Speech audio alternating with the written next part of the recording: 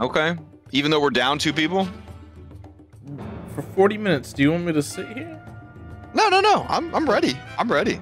I mean, that's their fault they're not here. I'm ready to go. And I mean, it's not Lift's two, fault. It's the 2 people who play each other when the other isn't there.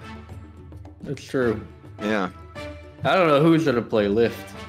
Like, I haven't seen this pirate before. Was she smoking some herbs? What's going on there? which Turn one's off all the that? outlines because there's too many people not here. Which one's doing what? I don't know. I just did Shift Z so you could see it. No, it didn't pop up. Wow, weird. The game's paused that way. Maybe. Yeah. Here. Did it show up now? No. It also says I'm the only person in the game. Oh, we lost server connection actually, guys. So we need to reload it. All right. Yeah, actually. Just sitting here playing D&D by myself. Well, I noticed that we had lost connection to server like while we were playing, and I was like, oh, that's fine. And here we were like, oh man, who's gonna play Lift? Who's gonna play all of us? It'll be fine. Kishara's a rogue. You just aim and ranged attack. That's the whole character. So I say this playing a level 10 rogue now. I've always wanted to play a rogue. One level away from reliable talent. There was a point in time where I wanted Bubbles Jr. to be a swashbuckler. Yeah. But Rogue then was, Django should. Rogue was actually the first character I ever played in a D&D game back in 3.5, and I remember most memorable moment then was I was trying to infiltrate a place, guard caught me, and DM's like, what do you do? And I'm like, I want to run at the guard and try to Hurricane Rana him off the rampart. He's like, okay, roll a check for me. And I rolled a natural 20, so I proceeded to basically flip the guard using my leg strength off of the rampart and have him land just like a foot in front of the rest of the party on the ground. Oh, hype. Yeah. So it's like Metal Gear Solid. I guess. I don't know. It's been a long time since I played Metal Gear Solid. Like 20 years? 20... You like gun through people like to fuck off with like... Oh, right. It is really slow to get in. Yeah, it's really bad. Let me check on connectivity. Hold on. Yeah, because I'm not seeing anybody in here with me. I'm still loading in. Yeah, just refreshing, still loading. Yeah, like I'm just at a gray screen. Okay. Let's see. Troubleshooting. Discussion. Feedback. Well, we got some time, everybody. Let's talk about our plan. Yeah. I mean, you can definitely do that. I was trying to figure out. So you guys were all in, then you got booted, and now you can't get back in? Yeah. Yeah, that's pretty much it. Okay.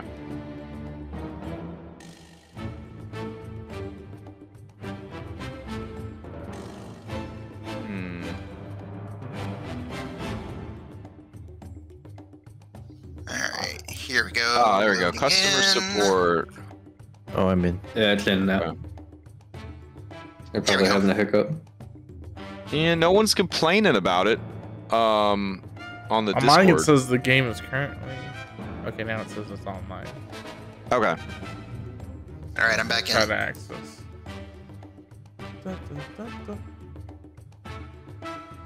I've been making my wife watch through One Piece.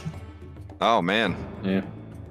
That's how she knows that you guys are gonna be married forever. I know. We watch like an episode a day. Aw. We'll be done by the time we're 60. And then if it's like The Notebook, one of you will forget all the episodes and you can watch it again. Well, we'll explain it. Yeah. Because watching it is not fucking possible in a day. Yeah, that's true. Go. It's live. All right, you in? Yep. Okay. Okay. Yeah, this is the pirate I hadn't seen the token for before. I don't know where this pirate token came from. Oh, okay. Yeah, I've never seen it. Yeah, it's a nice one. But I did fix my turn into a roast chicken macro. So if you'll draw your attention to this one, lift the wooden bear, and then, waha. Oh, like why? Waha. All right, so I made that macro when I was gonna have you fight all those bird people in the Cloud Kingdom. And I was like, well, they're gonna fireball. That's the first thing they're gonna do. They're gonna fireball, they're gonna see all these people, they're gonna fireball them. So I'm gonna have this ready, I'm gonna have this macro ready. And of course, I didn't have the fucking macro ready. No, we or no, the macro didn't work, even though I tested it like a million times in prep. And now, for whatever reason today, the macro's working great. So, oh well, technology. Okay. All right, so we did play last week, so that's good. I'm proud of us. Very proud of us for playing last week. Big stuff on the horizon. Airship battle. Enemy fleet coming from the Chelaxian Empire. Does anybody want to sum up what happened last week for a point of DM inspiration? Going into a real tough fight, probably wouldn't be bad to have some inspiration. I mean, didn't you just do it though? Yeah, but I'm trying to, like, you know, trying to help you out here. See if anybody wants that point of DM inspiration to kind of recap in their own words, you know, like what happened. Sure, I'll go ahead. Yeah, go for it. All right. And when it saves your life, you could look at the others and be like, "Fuck you." What? Oh, wait, that's not good team spirit. Never mind. All right, just go. All right. So, we ended up going into Princess Yumi's dreams once again. This time, though, we ended up in some strange sort of interdimensional courtroom. Oh yeah. Where we had to argue as to undoing the inception that Kishara had put in there before. Mm-hmm. It was a rather pitched battle. I will admit that Captain Bubbles makes for a much better lawyer than I was expecting. Make of that what you will, Captain. But we did argue, and eventually we did end up arguing successfully to have it undone, though Lift still has quite a bit of a struggle ahead of him trying to convince Princess Yumi of his worth. But I think I get a feeling he can do it. It was then we made our way to neutral ground so that we could meet the other free captains, where we found out that the Hurricane King is a yellow-bellied bitch who decided to sequester himself away, leaving us to deal with the incoming invasion of the Chelaxians. We talked things over with the lovely-looking, but not so lovely in attitude, Tessa Fairwind, where, because of our capabilities with our Skybound ship, we're leading an air offensive, while she and the other free captains will lead the offense by the sea to hopefully defeat the incoming force. Let's see here. Then we decided to catch up. Everyone caught up with some old acquaintances, including yours truly and I'm assuming she's a druid, but Isabel One Leg, who wanted to get a feel for my new Dragonbone equipment, as it were. Yeah, I vaguely remember that. That we were trying out our new soundboard. It was very nice. Vaguely. Etched into my memory. It's my new ringtone. It's my new ringtone. All right. And I guess that's kind of where we ended things, right? Was everybody kind of like mingling, as it were, with the other pirate crews, and then Bubbles demanding a strategic meeting to figure out how best to proceed. I think that sounds good. Excellent. All right, so go ahead and take your point of DM inspiration. One last thing before we begin. Does anybody want to share a fact about their character that we might not know to get a factspiration die? Oh, yeah, I got one. Okay. Bubbles Jr. was originally a gorilla. and he was awakened by a magical flute. I think we all knew that story. We all already. knew that. Yeah. We all knew that. It got, but now that you volunteered, you have to give us a fact that we don't know. I don't know. Yeah. Oh yeah, it ain't so easy. is it? Yeah. Well, Bubbles Judy is his favorite instrument, Okay. even though he was awakened by a flute, is actually the bagpipes, because it Okay. annoys Anna-Laura the most. Unsurprising. Just because it's unsurprising doesn't mean we do it though. Okay, take your point of your Faxpiration die. It expires at the end of the session. What do you use it for? How's that work? It's the same as a Bard inspiration of our current level. Okay, can I use it on defensive flourish? I will allow it because Okay. Bard best. Hey, does that mean you have a bardic inspiration freed up for the rest of us? No. Oh damn. No, it means that I can keep myself alive for 7 rounds instead of 6. Okay. You know, it's no different than someone playing like a Zeal cleric and refusing to do anything but cast Fireball and haste and all that crap. So One time I had a cleric who played a death cleric and refused to fucking heal people. that's because Grave Cleric is optimized to heal people that drop to 0. Yeah. Okay. Yeah. It's foolishness to do anything else. Yeah. Sword Bard. Foolish to use Bard inspiration for anything else. I'm telling you, I saw a Sword Bard solo an Ancient White Dragon. It was pretty incredible. It was pretty incredible. All right. I mean, he didn't kill it, but he did solo it for like 5 rounds before I think maybe it finally killed him. I don't remember. But I remember the part where he was standing on a giant pillar of ice, hundreds of feet above the ground, soloing this ancient dragon while the rest of his allies dealt with an army of fire giants. It was pretty dope. All right. So I'm gonna swap out the music, I guess, unless this music helps you guys concentrate. I'll try to find some other music, and then you guys can tell me when you are ready to head to the skies and engage. I'll also take you back to the map, I guess. Yeah.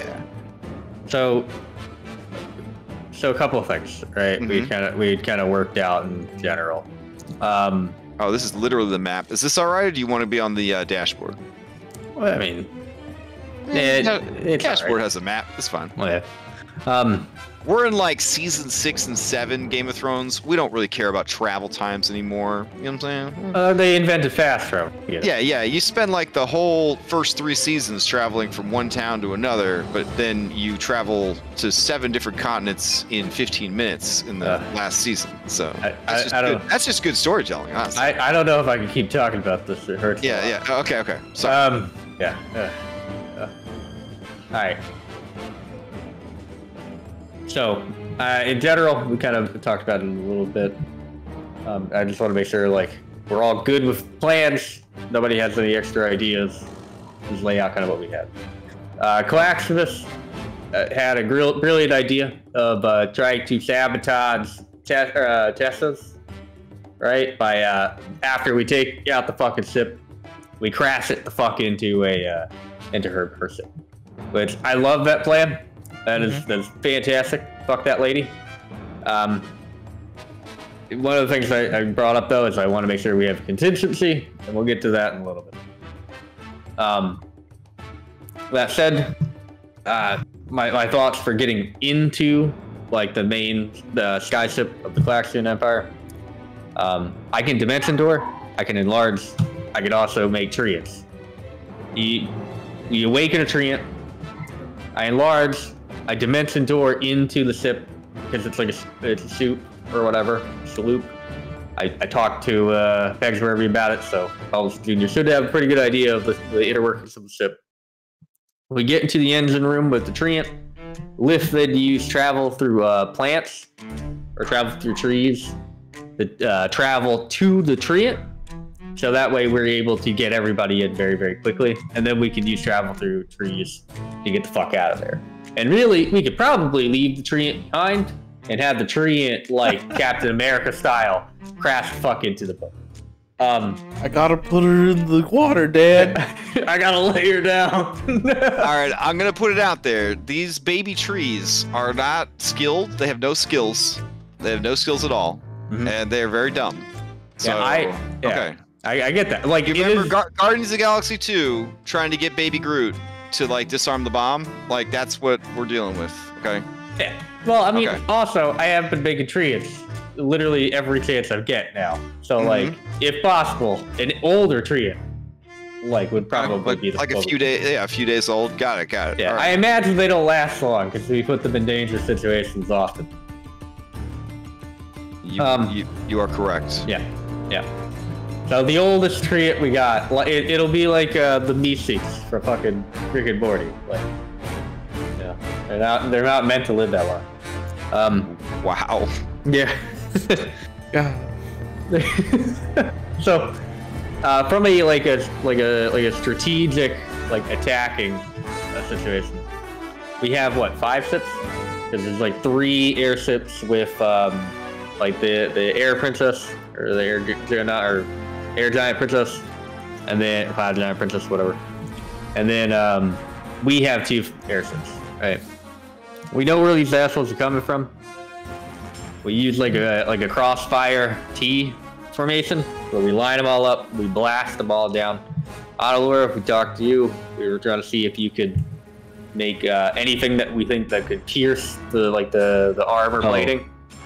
Yeah. So during the downtime, so what I would be making is, first of all, let's see, I'm making some bombs that are set to, what was that? On a hair trigger and a time delay. Okay. So using my knowledge coupled with the bomb lady's knowledge from Lift's adventure, Yeah. we'll set up we'll set up a bunch of bombs, so we have them ready, so that we could, I guess, put them around the ship once we get in. Okay, now Heather Evans does warn you that these bombs are volatile. If they take fire damage or if they get hit too hard, they can explode, which will then cause a chain reaction. That's a brilliant plan. Yeah, sounds good. Okay, and then so the other thing I was going to make is the bomb shouldn't take too long, and with fabricate it should be easier. Since no one said no, I'm gonna assume that means a yes. I would like to see if I can attach a giga drill to our ship, to the bottom of our ship. Your ship that's already a living dragon. Yes.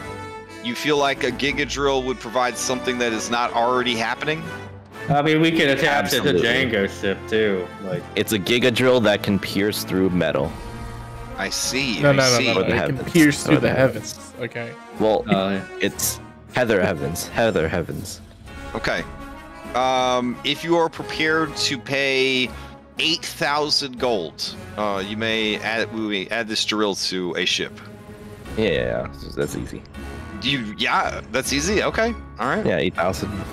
Okay. Do you know how much keep in mind money that- I've been keeping away from these guys? it's true, Just it's a saying, lot. you did get robbed mysteriously. We don't know Yeah, who robbed you. this is nothing That's to not do with. even. Doesn't even matter. Okay. I think we struck a chord with Adelur last week when we told her, "Hey, if we fuck this up, you die too." And Oh, so since I've got a fair bit of money to burn, since we got a big mission coming up, what I would like to do is reward Alphonse. I am going to get him completely refitted with a brand new set of armor. Okay. I got plenty of money to pay for it. The tricky part about that is he is his armor. So are you gonna like try and transfer his soul from his current armor to some new armor, or are you just gonna try to enhance the armor he's already in? I think it'd probably be easier, probably less time consuming just to enhance what he has already. Or are you gonna put him a suit of armor inside a bigger suit of armor? That's how they did it in Gurren Lagann. I was about to say that. In a bigger suit of armor, yeah. Let's go and do that. Yeah. Okay. Do you have a particular suit of armor artwork that you were a fan of, or? I'll find something for that real quick. Okay.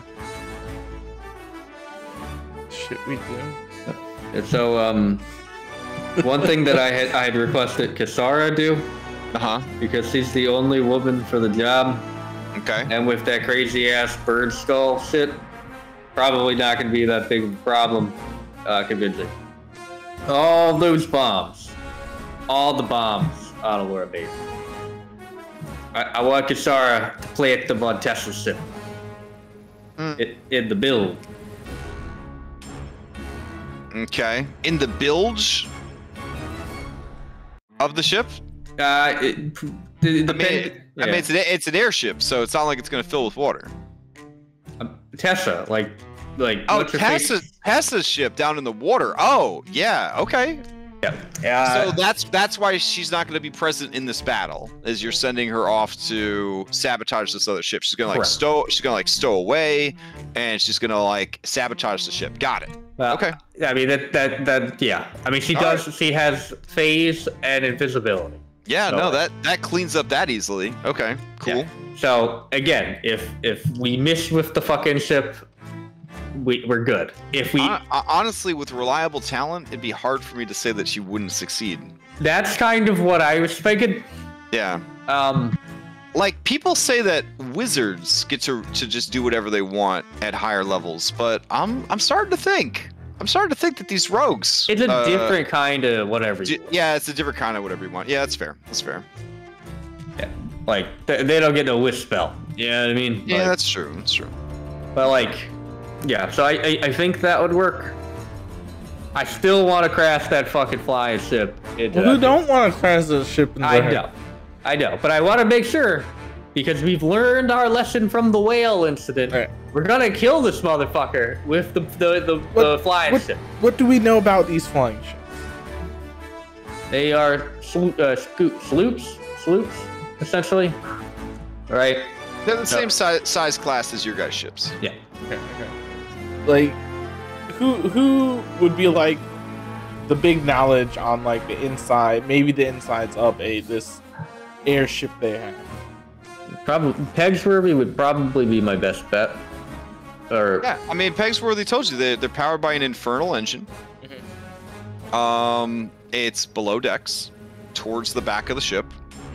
Mm-hmm. The ship's gonna have a gunner's deck, and it's gonna have quarters. It doesn't really need to have a much more. They don't bother with any sort of cargo bay, because these are not ships for transporting goods or anything like that. These are ships of war. Yep. They would have a bilge in case they needed to do a water landing. But beyond that, yeah, they're pretty condensed. They're pretty condensed ships. Mm-hmm. They're like little sports car. And they're made out of metal. And they are made out of metal. It's wood with reinforced metal plating and stuff like that. Okay, so something a hammer such as mine could really bust through. I'm sure it could. Okay. All right, so I found a mock-up for Alphonse's new armor, Shaw. Okay.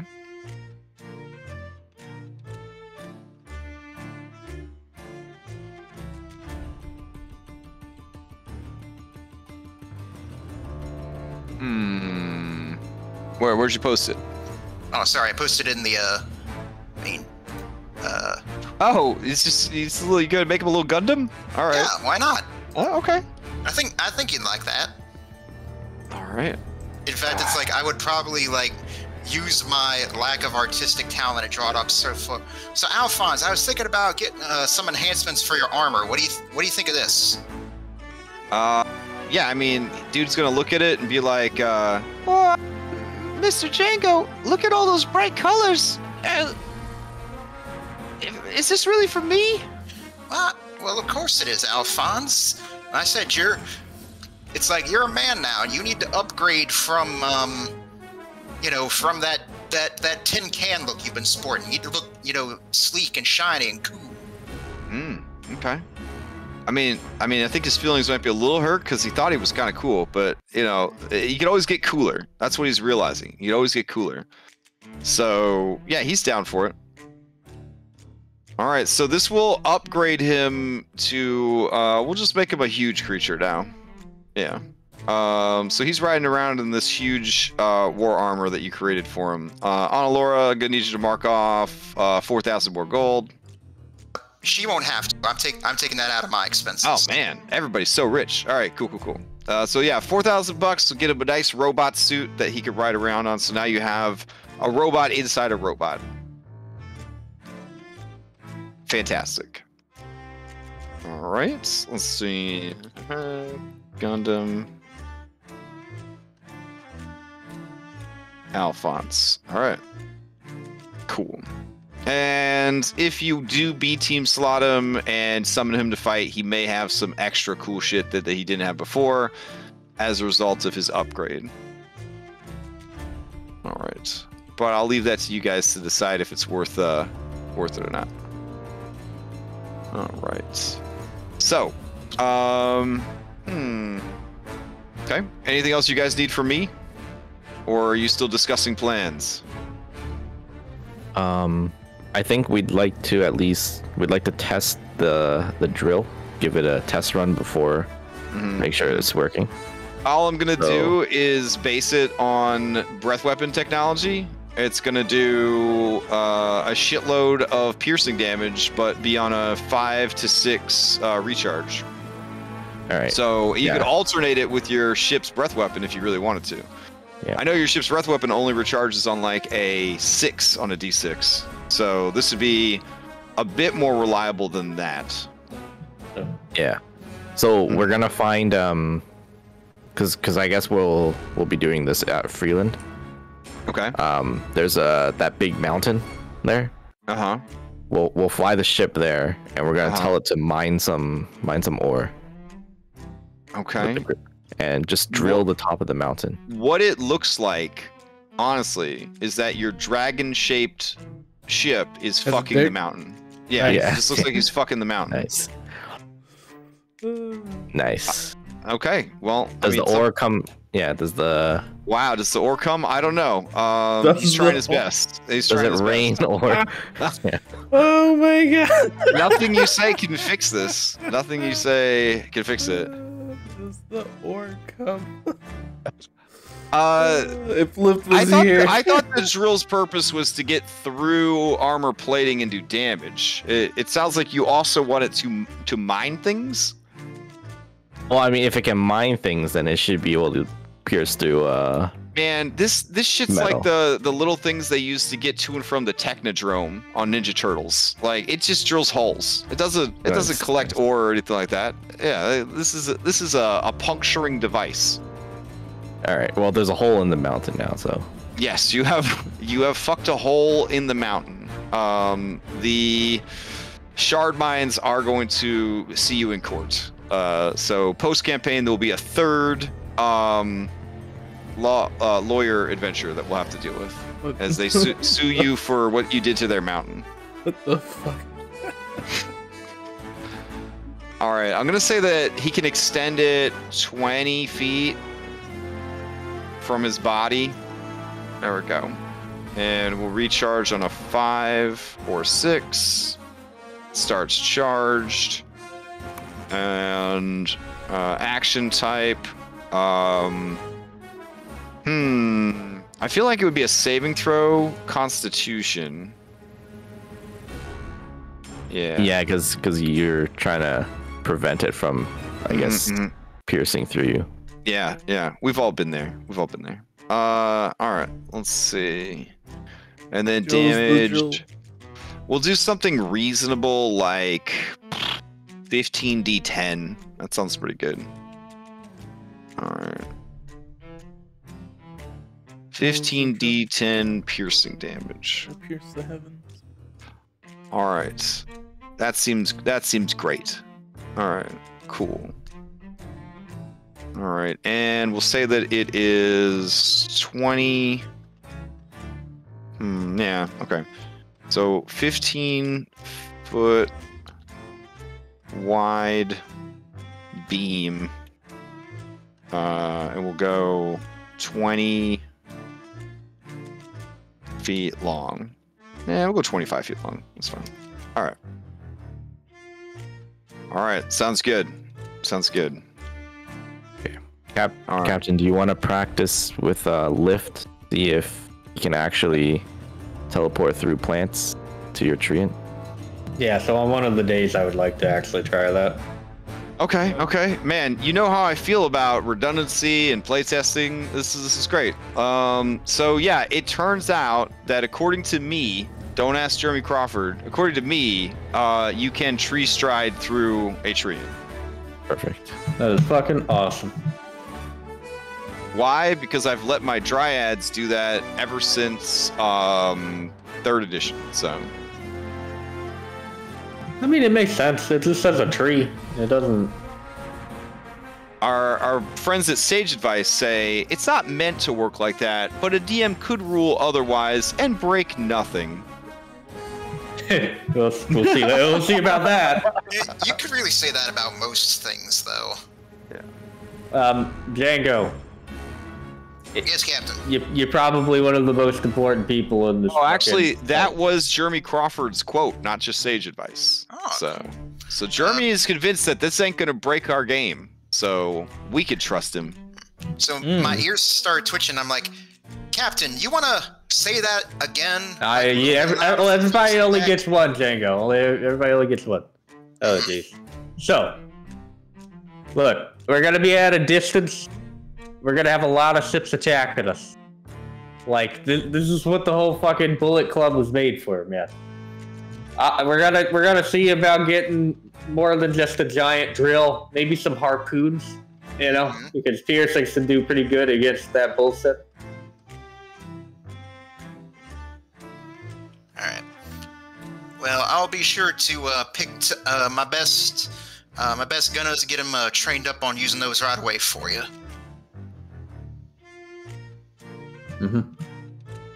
I'm letting you take the lead. I'm letting you take the lead of all the gunners, on both of the ships, and in our hot cloud giant princess, her groups. Django, take the wheel.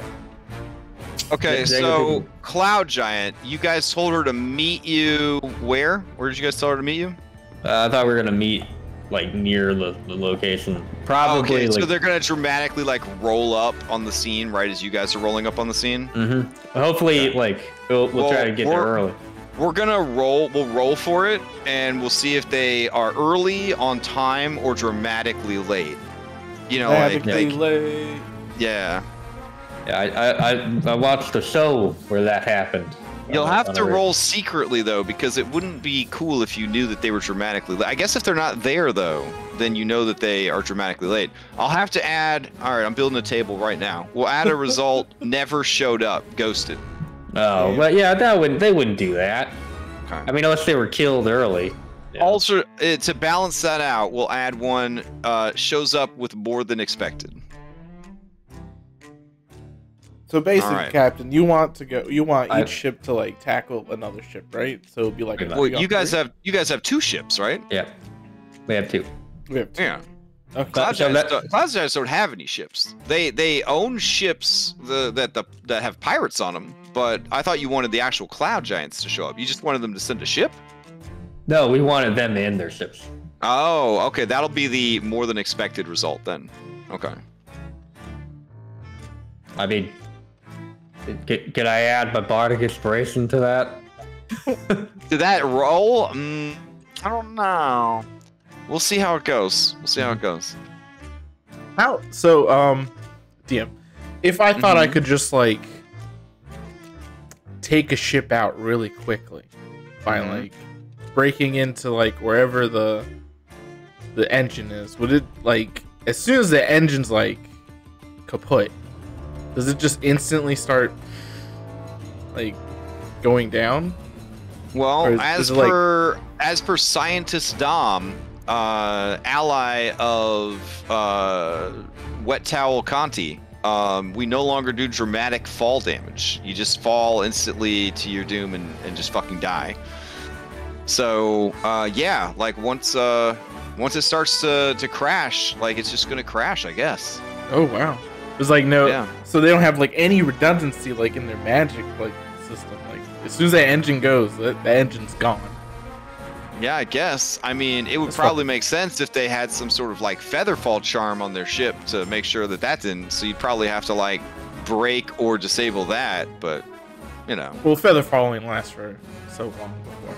And featherfall just takes you to the ground. So it would just make sure that they did a nice soft landing instead of crashed horribly. Yeah. I don't like it not crash I mean, if you lived in a world with magic and airships, it would feel kind of Yeah, dumb not to do Not to that. have, You know what I'm saying? not to have, yeah. Well, my thought is even That with would be like Featherfall- being a dragon rider that doesn't wear a ring of feather falling. Well, that would we that's could true. still crash it into her, like a fucking heavy ass steel ship landing on top of a piece of shit wooden ship. It would Like- still be steerable, maybe. Right? It just wouldn't have the cool factor, you know? It wouldn't have the cool You'd probably want to disable any of their emergency landing stuff too. I Just don't know. I like But the look, idea of the Captain parachute America was in deploying control of after that. He was in control of that plane the whole entire time. It will be just Look, like there's a movie that features a lot of real world science, and we try to use that to guide us whenever we're confused about whether or not something is possible. That movie is the A-Team reboot. I thought it was Fight Club. Oh no. Okay. And in that movie, which they sadly never made They a flew sequel a tank. for, yeah, they they flew a tank. flew a tank. So if Yeah, I feel like anything's possible. anything's possible. Agreed. Okay. Another great D&D movie, by the way, the A-Team reboot. Continuing talking to Pegworthy. Mhm. Has he ever like encountered one of their flying vessels in combat? He has not. He has heard of them, but they have never mobilized them against the shackles. Okay. Wondering what type of armament they have for anti-air. How about this, Claxmus? If you're not doing anything, for your part of the training montage, I can build like a super thick metal wall, and you can just keep trying to like charge through it. Just practice charging through it. What islands are we on again? Freeland, I'm assuming. No, we're on Yeah. Freeland. I thought we were at the get together island or whatever. Fucking No. I mean, we're preparing, right? Yeah. okay.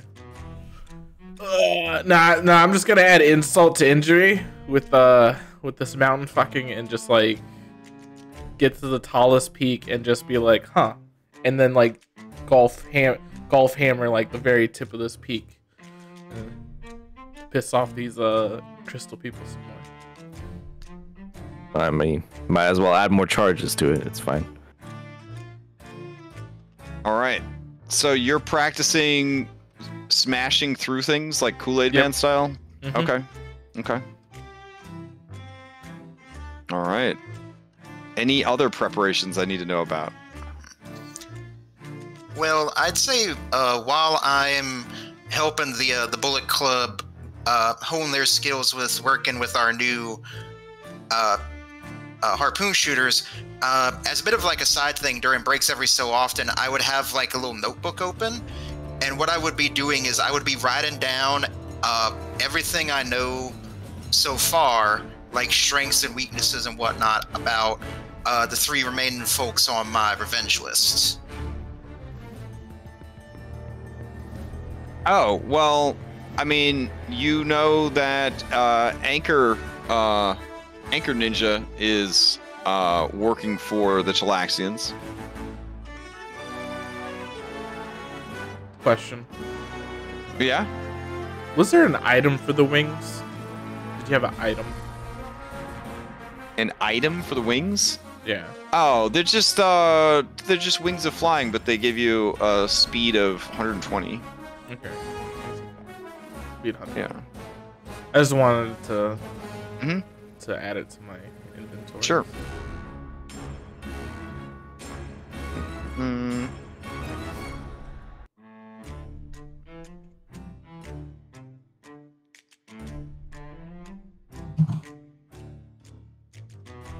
Okay.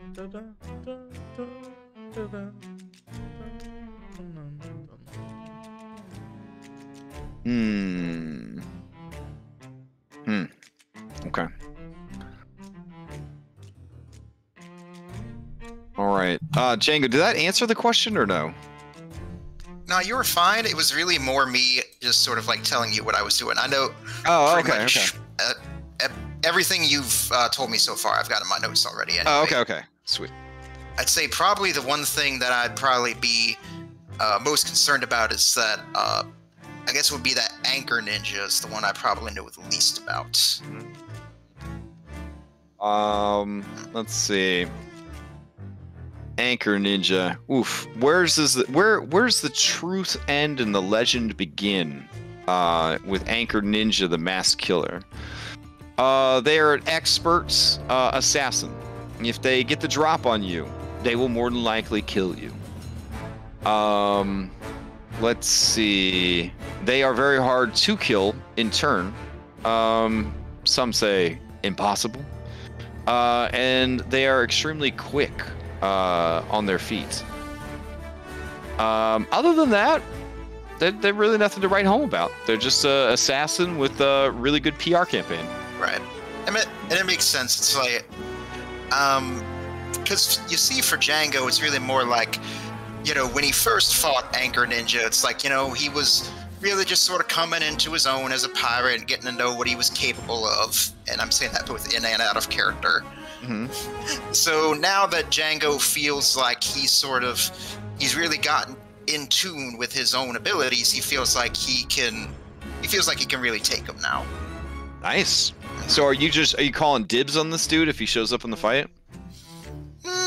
I don't think, the thing is, like, I don't really think that'll be necessary. Like, are you boasting that you're gonna take this dude out?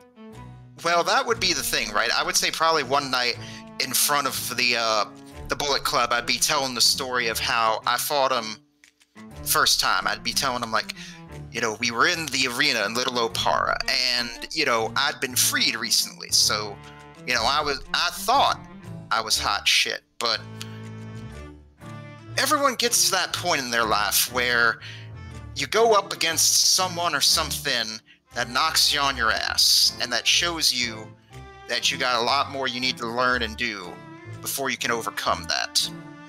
And now I think I'm at that point where I can overcome that. All right. Your posse nods. And I'll tell them this, like, now you all keep practicing with your shooting. And just before we all go to bed, I say goodbye and good night. Bang. See, this gets me thinking. It's probably too late now, but imagine if there's a boasting mechanic. Like, before you went on it, like, I'm guessing like Fable 1, like, before you go on an adventure, you say that you're going to do something, and if you do it, you get, like, perks, but if you fail to do it, you get, like, consequences. I don't know. I think that's kind of hype. Yeah. That would be something good for you to keep in mind for later. Like a Viking game or something? Mm-hmm. Oh man. Yeah. All right. Okay. Any other preparations? Kishara is going to set out and impersonate, probably assassinate, and then take the place of someone on Tessa's crew, and or probably just stealth onto Tessa's ship unnoticed, because passive stealth of like 47, and then just like right when the battle's underway, out of the bag of holding, pull this huge sausage link, like comically long sausage link chain of bombs, and then start strewing it around like Christmas lights all over the bottom of the ship. All right. All the bombs would like to have a comically large warning label on them.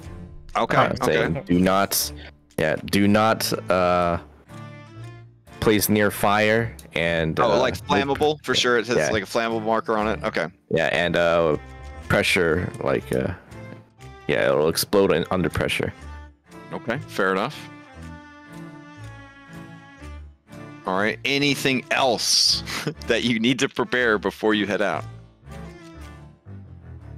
This is like the most preparation you've done for something since Whale on a House. I don't know what I would do to prepare, to be honest. I'm just Well, gonna yeah, smash and it's it. nice to have a plan where that doesn't involve us, being an acting troupe for once. Mm-hmm. You can go in. Yes. I'm gonna smash. Well, you're acting competent. Hey. Yeah. You don't know what's going to happen. Okay. Anything else? Anybody? Otherwise, I'll take you over to that map, I guess.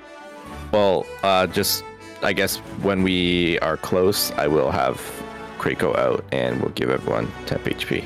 Okay. Who's gonna play in lift? like chamomile style, like abuse it until you get the maximum amount. Yeah. Okay. So Who's- third.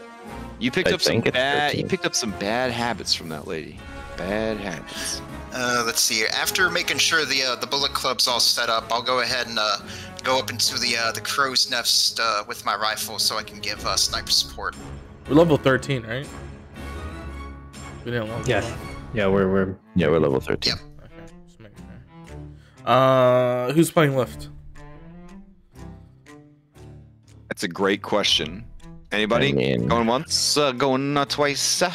I only have to control about 70 NPCs in this fight, so It's only for 15 minutes. It'll be here 15 only for 15 minutes. Yeah. Okay. All right, I'll control lift until he gets here. Then should be easy enough. So, accidentally uses highest level spells immediately. Turn to crap. Accidentally? Yeah. All right. yeah. Sounds good. The lift normally does that on purpose. Oh, true. If you're gonna play with intent. Good advice. Good advice. All right. So give yourselves 13 temp HP. Did?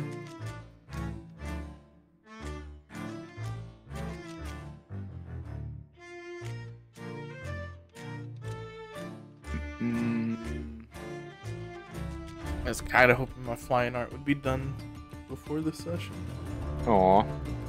Well, We chose B team last time, right?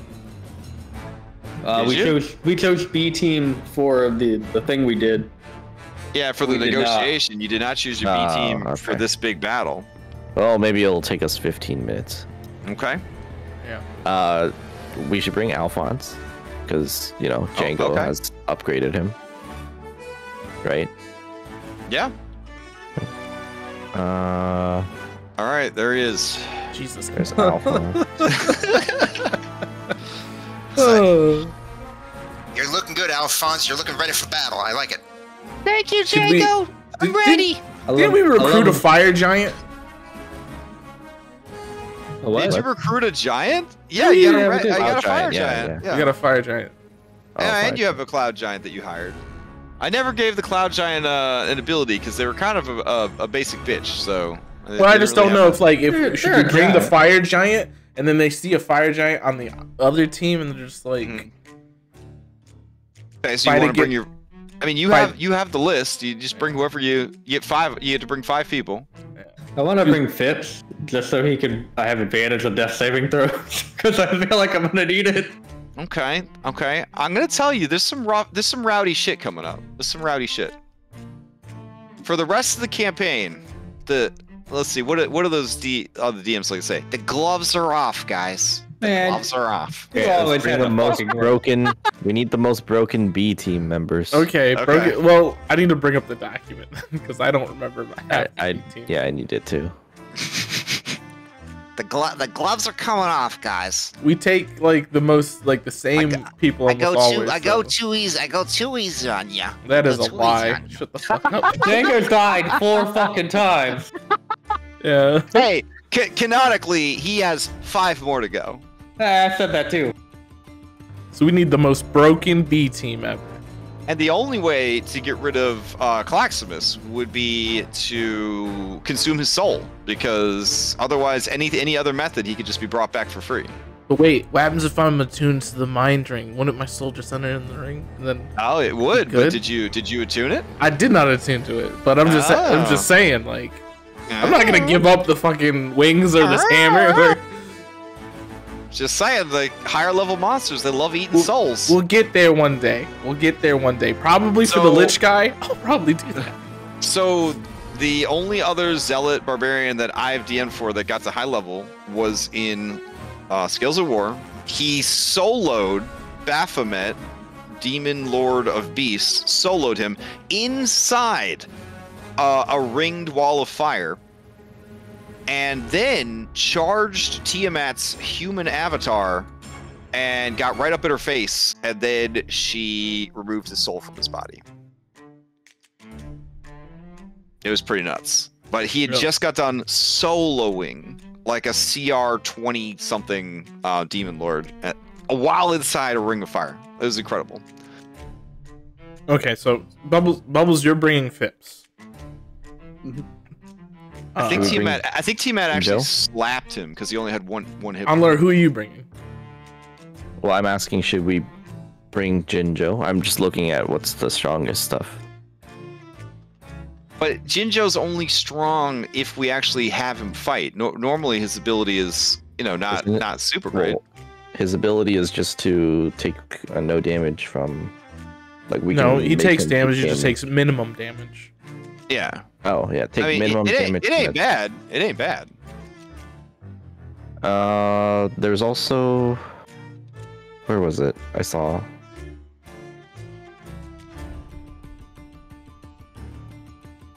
What about the do we still have that Maluga?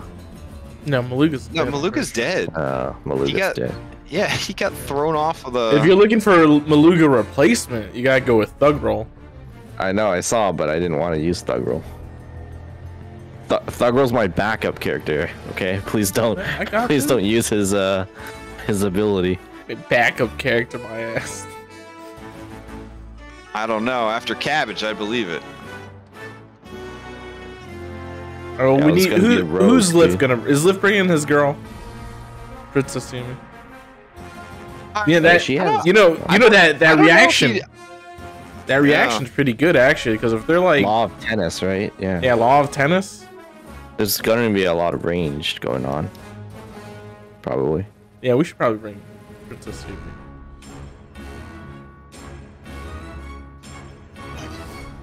Oh, hey, Uncle B's dead, just so you know, so you should remove him from this list.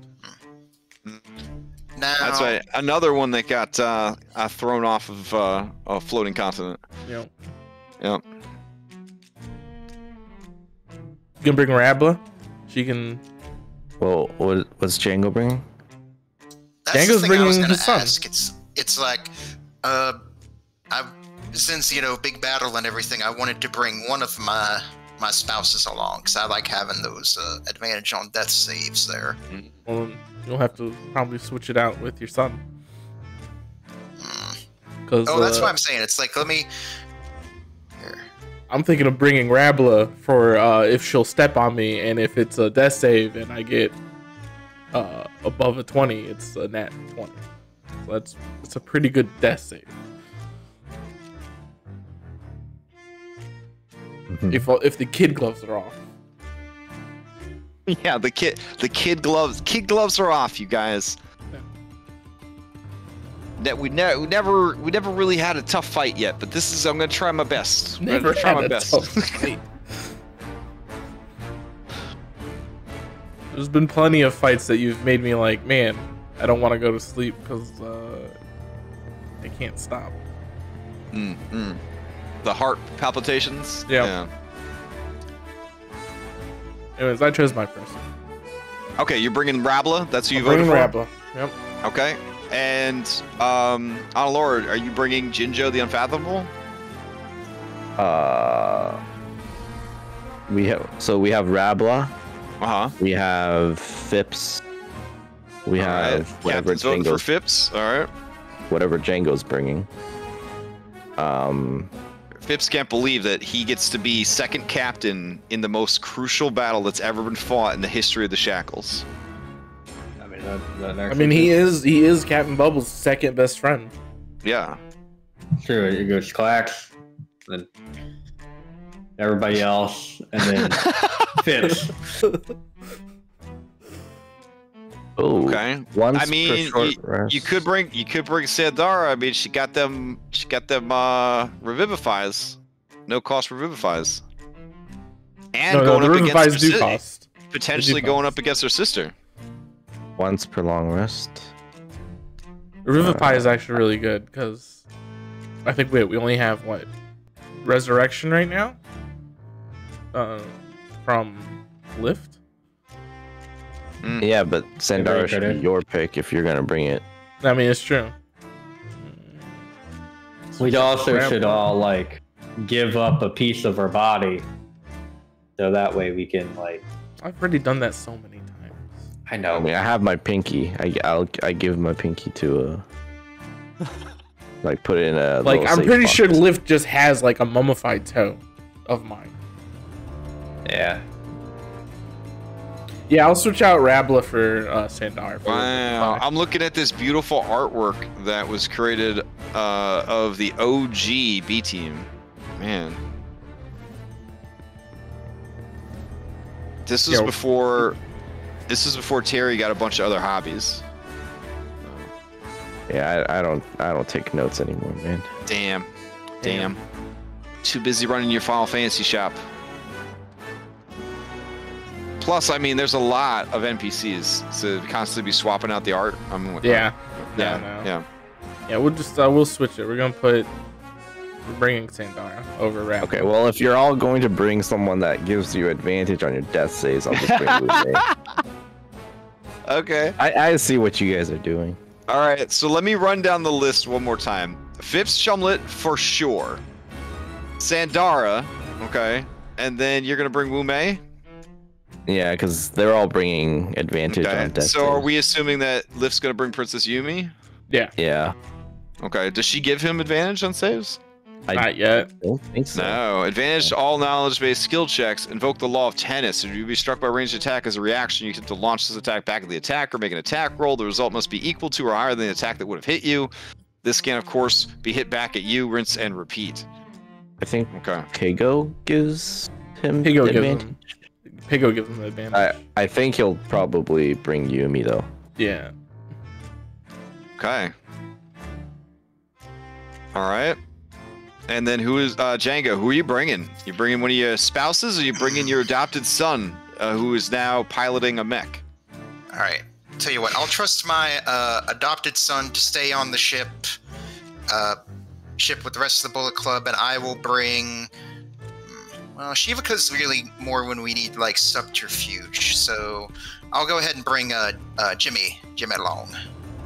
Okay. All right.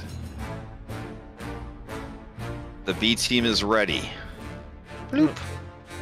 Kashara. Oh no, yeah, Kashara should bring somebody if she needs on her adventure.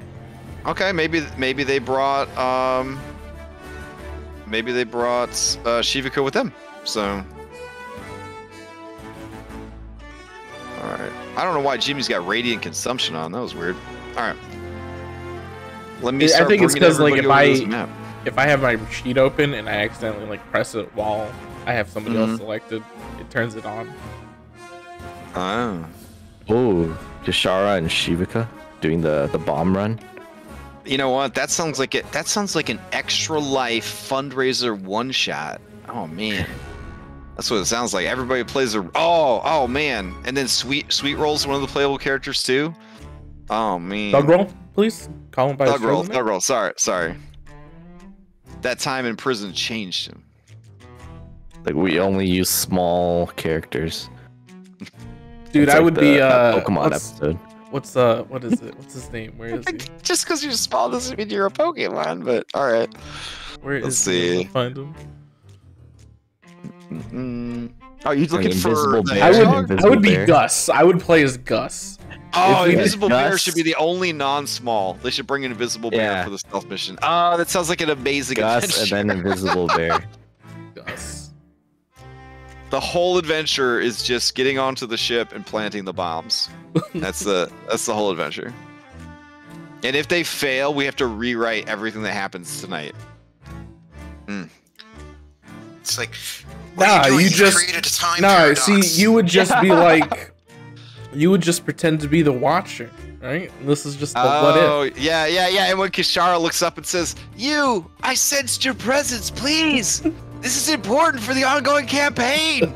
And then I'd just be like, my job is to watch and nothing more. With my hand like, you know, below the camera, not seeing what my hand's until up they to. intervene on the very last episode. Yeah, I'm here. Who's dead? Who's dead? Yeah, Lift died.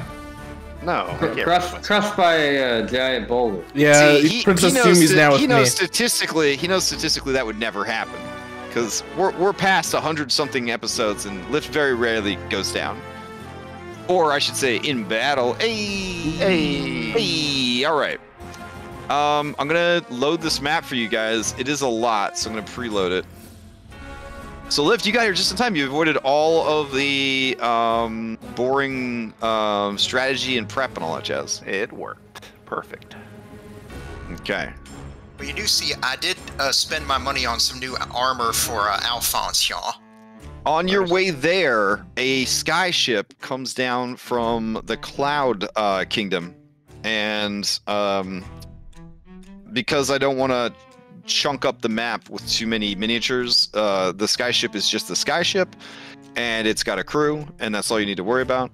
And a Birdo, a Captain Birdo, calls out to you and says, "Oh, Captain Bubbles! Huh? The princess! Nay, the Cloud Countess sends her regards! We are here to help you in battle!" Alright, how many ships did you bring? Oh, just this one? Why did you bring all of them?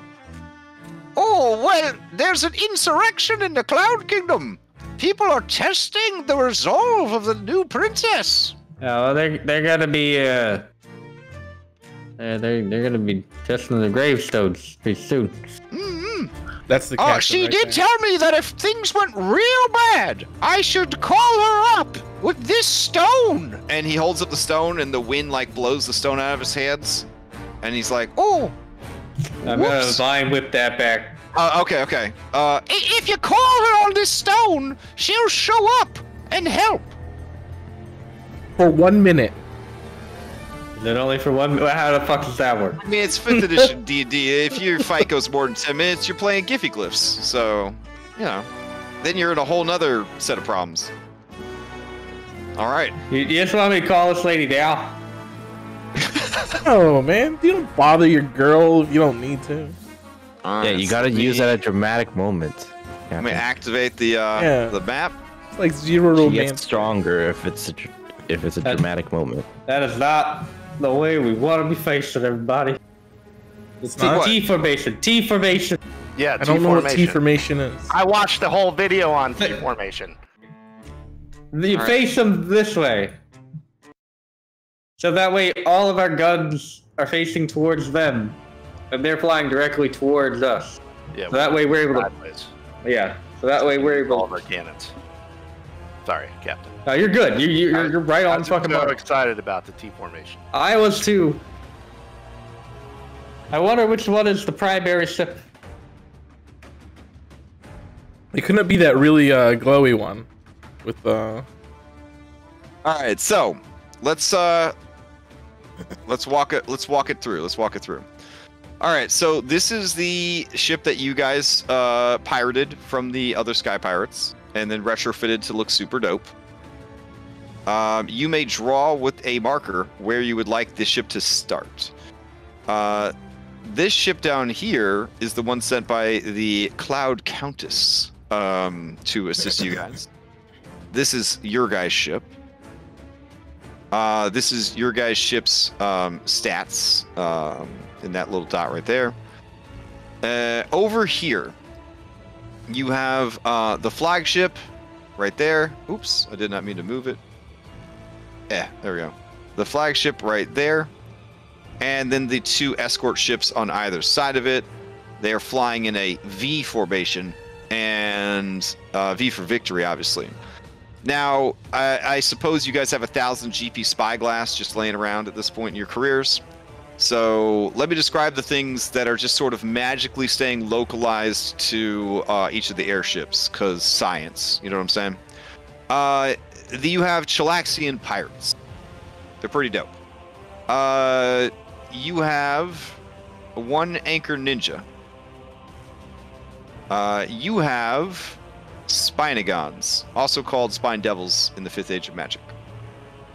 They are basically little gargoyles that shoot spikes.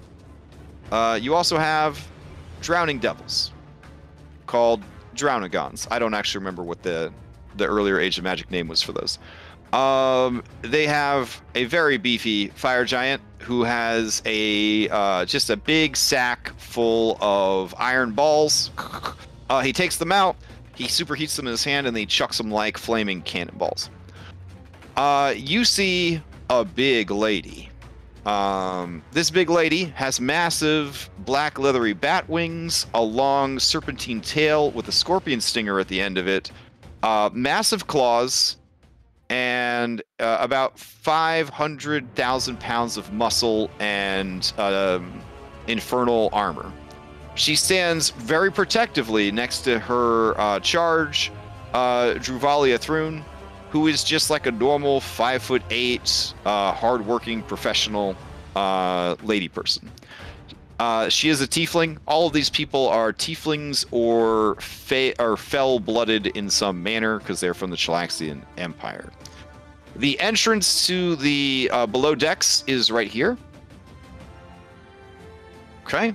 And then you also see on the other ships, you've got more of these fire giant dudes. You got more Spinagons, you got more pirates, and entrance to the below decks is right there. Let's see. Oh, you're also conveniently enough in a badass lightning storm. It does seem to be localized to their ships, so more than likely they have some sort of device that is controlling the weather. All of the ships have an entire gun deck. It looks like the ships have anywhere between 6 to 10 cannons apiece. So that's the situation.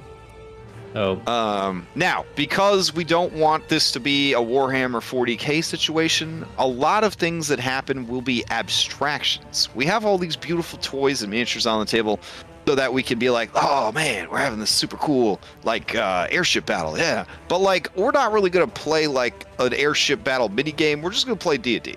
So whatever's happening, the focus is always going to be on you guys. So your 5 characters. Right. That's what the main focus is on. So a couple things. Now, as I explained many times to many groups, including you guys, in these large battles, if you are not involved with other NPCs, right, and your NPCs move up to engage their NPCs, we never think about them again. It's like the rule of cancellation.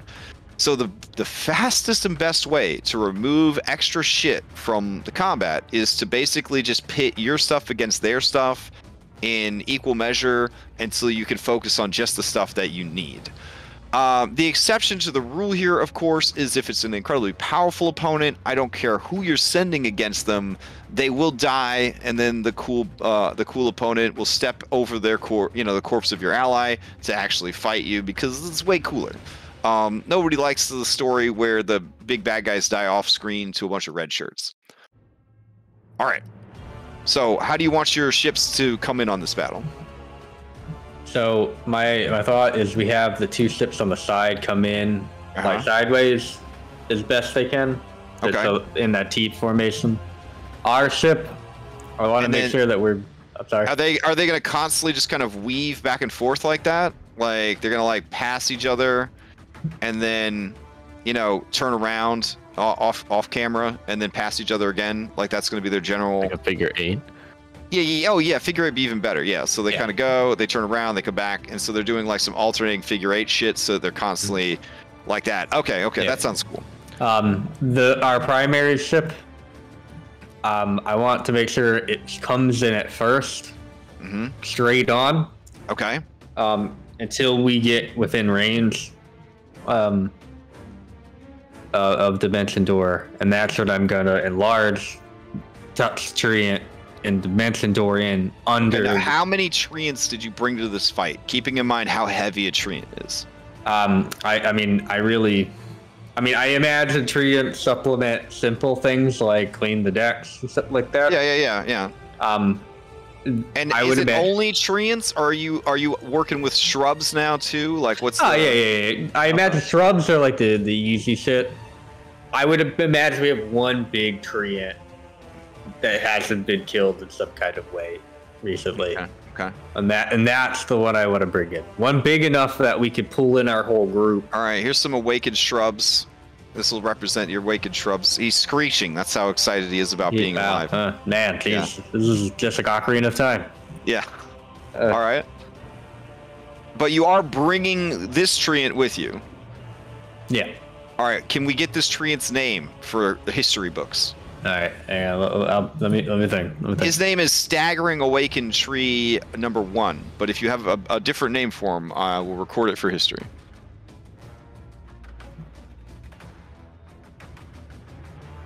Man, can we call him Turnip? Turnip. Yeah, that's great. All right. Or Maple Stump. All right. Turnip, Maple Stump. Yeah. I'm telling him, I got one last job for you, man. One final job. Turnip, Maple Stump is ready. All right. He looks at you, the oldest of all your tree children, and he says, Father, I'll do anything for you. All right, we're gonna get into that boat. You're going to birth my whole crew, and then we're gonna have you crash it into the fucking blue sea. I have been practicing. I don't know how to steer a ship. Perfect. Okay. I think he's ready, everybody. I gotta put her in the water, Dad. I gotta set her out on top of another person. All right. So, thaumaturgy, because they're all tieflings, so they all have thaumaturgy. Thaumaturgy, you hear Druvalia Thrune. No. You hear her knight. That makes more sense. So Valeria Aspirix. She's stanky. Yeah, she got stinky pee. Valeria Aspirix yells out to you, Hold! You are in the presence of royalty. The Chelaxian Empire claims the lands of the Shackles under its imperial rule. Stand down and surrender, and you will be spared. Django. No, Django didn't care. He went to the washroom. He's nervous. Yeah. He's got to pee before the big battle. Oh man, I was gonna have them shoot down their flag. Oh shit. Okay, you know what? He's done that enough times in the past. We'll just say that he sharpshooters their flag. Okay. All right. Valeria says, I will take that as a refusal to surrender. Roll initiative. Why do you got penises on your head? Oh wow. Even from this great distance, you see a furious blush come over her face. Now, it's my understanding that you're only going to be interacting with the main ship, but your guys' ships are just going to sailing around firing at these other 2 ships, right? Is that the plan? I imagine we're firing at everything. Okay, so can I safely cancel your 2 extra ships and their 2 extra ships? Yes. Is that fair? Okay, all right. Then I will only roll this 5,000 people into initiative. Okay. And then I need you guys over here. Let's see. Django. And Claximus, Bubbles, Lift. Oh, did you guys add yourselves to initiative? Yeah, I'm gonna go pee real quick. Okay.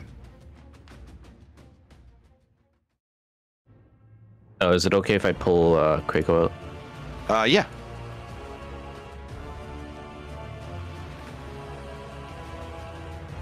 I'm not sure what's happening here. My initiative thing is super small. Oh, there it goes. Okay. Very strange. All right, let's just roll a couple of dice here. Man, you get all the fun. It's been worse. Okay. Hold on, I'm not at it. Oh. I can't. I keep trying to click it, but it's not working for me. It keeps moving. Yeah, I can't get into the initiative. All right, I roll for you. Thank you, sir. All right. Oof. Okay. So we're gonna assume that these ships are moving in the background. We'll move the other ships around, I guess. We'll just kind of imagine that they're happening. That's fine. Okay. I think we're good then. I think we're good. Yeah, I'm in there, but I'm unknown combatant. What? I don't know why. It says lift for me. Does it? Yeah. As long as you're 13. Yeah, I'm there. You're 13.14, right? Yeah, I'm right above Analora. Okay. Okay. That's, All right. Let's go ahead and kick this thing off then. All right. Chelaxian pirate. Let's see. God, there's so many of them. Okay. This Chelaxian pirate is at the front of the ship. He is going to move to the edge of the ship, and he's gonna ready an attack. All right. That brings us. What initiative does our ship get to go on? Ooh, we didn't roll the ship. Hold on. There we go. Ooh. Oh. All right. I guess it goes on 19. All right. Let's see. 10-minute Chelaxian pirates is he's gonna be tending to this shit over here. So it's gonna be doing that. And Analora, you see that he is messing with some kind of weird pot, and it looks like all sorts of magical dust and maybe like souls are like coming out of the pot and creating sort of a miasma all around the ship. All right, Claximus, to you. All right. Man. Let's see. How to prep. Is the map running okay for everybody? I know there's a lot of moving parts, but Yeah. Okay. Yeah, it looks good. Okay. And a bonus action, rage and action, radiant consumption. Or do I need to hold to get ready to go through with lift when he jumps over? Yeah. So Bubbles, you're gonna vamp over with the thing. Yeah. And then we're gonna go through with Travel through plants. vamp over with the tree. Yeah. Do I So need to I hold prob- an action then to get ready to do that? Yeah, move next to him and then ready like a dash action. Yeah. Okay. Okay. Uh, Oh, because you need 2 treants, right? You need one on this ship and one on that ship? Well, our ship is a tree, right? Oh, right. Yeah. You're gonna treat. Yeah, okay. And I guess we should have thrown this tree in because he's not a B team member, so his life is in jeopardy. He looks. Oh shit! Come to me. All right. Hold on. I gotta grab a drink. okay. So I need to hold an action. So what can I use as a bonus action? Do we all need to go over, or do you want me to stay on the ship? I mean, we all need And, to go like, over. All right. Drill it. Not necessarily. Somebody should run the ship. Yeah, because I might have to tell the ship to attack and stuff. As you just don't say wanna that, come as over. you say that, Bubbles, as you say that, Phipps Chumlet says, Captain, old Fitz Chumlet's here, and I'll be taking the ship for you. Don't you worry. All right. Well, here's a question, Fitz. This is what I've Wait. been born to do. But will I still get advantage if I go down? Will Since you I steer? chewed me way out of my mother's womb, I knew that this day would come. Really? Like this? And ever since the day we met, I looked at you with my one eye into your 2 eyes, and I knew someday this you have- exact thing would happen. Did you have 2 eyes when we met? he's a hammerhead. He has to turn his head to look at you. No. Yeah. Anyways, he'll totally steer the ship. It's fine. Do I still get advantage when I go down? Yeah. Yeah. You guys Okay. are in the same fight. Yeah. Because you'll think about what will happen to your ship and your fleet with Phipps Chumlet in charge. Oh, yeah. That's the real reason it gives you advantage to your death saves. That's true. Yeah. Yeah. Yep. All right. So I'll hold my action then to get ready to jump through with lift. I will say Django might do better here though, sniping these assholes from afar. I will, but Captain, if you could do me a favor. Mm-hmm. You see that anchor ninja? Tell him I'm waiting for him. All right. Okay, so I did me. I'm holding my action to jump through with lift. Okay. Whew. All right. That brings us to repetitious. Oh man, I can't even read some of these words. English. All right. This guy is going to rush up to the front, and he is going to ready an action. There we go. And then that brings us to Giant Drowning Devil. All right. Giant Drowning Devil. What do you got, bro? Ooh. Okay. That's hype as hell. All right. Yes. All right.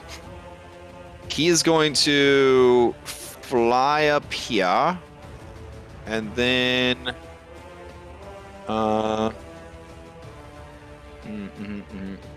Okay. Yeah, that'll work. Okay. He is going to fly up here, and he's going to grab this 10-minute... No. He's working. Sorry. He's going to fly up here, and he's going to grab this decreasing Chelaxian, and then he and the decreasing Chelaxian are going to disappear. Maybe? Yeah, there they go. All right. And you recognize it immediately, Bubbles, as a dimension door effect. All right. And I don't know, we'll put them like... Yeah, right there. All right.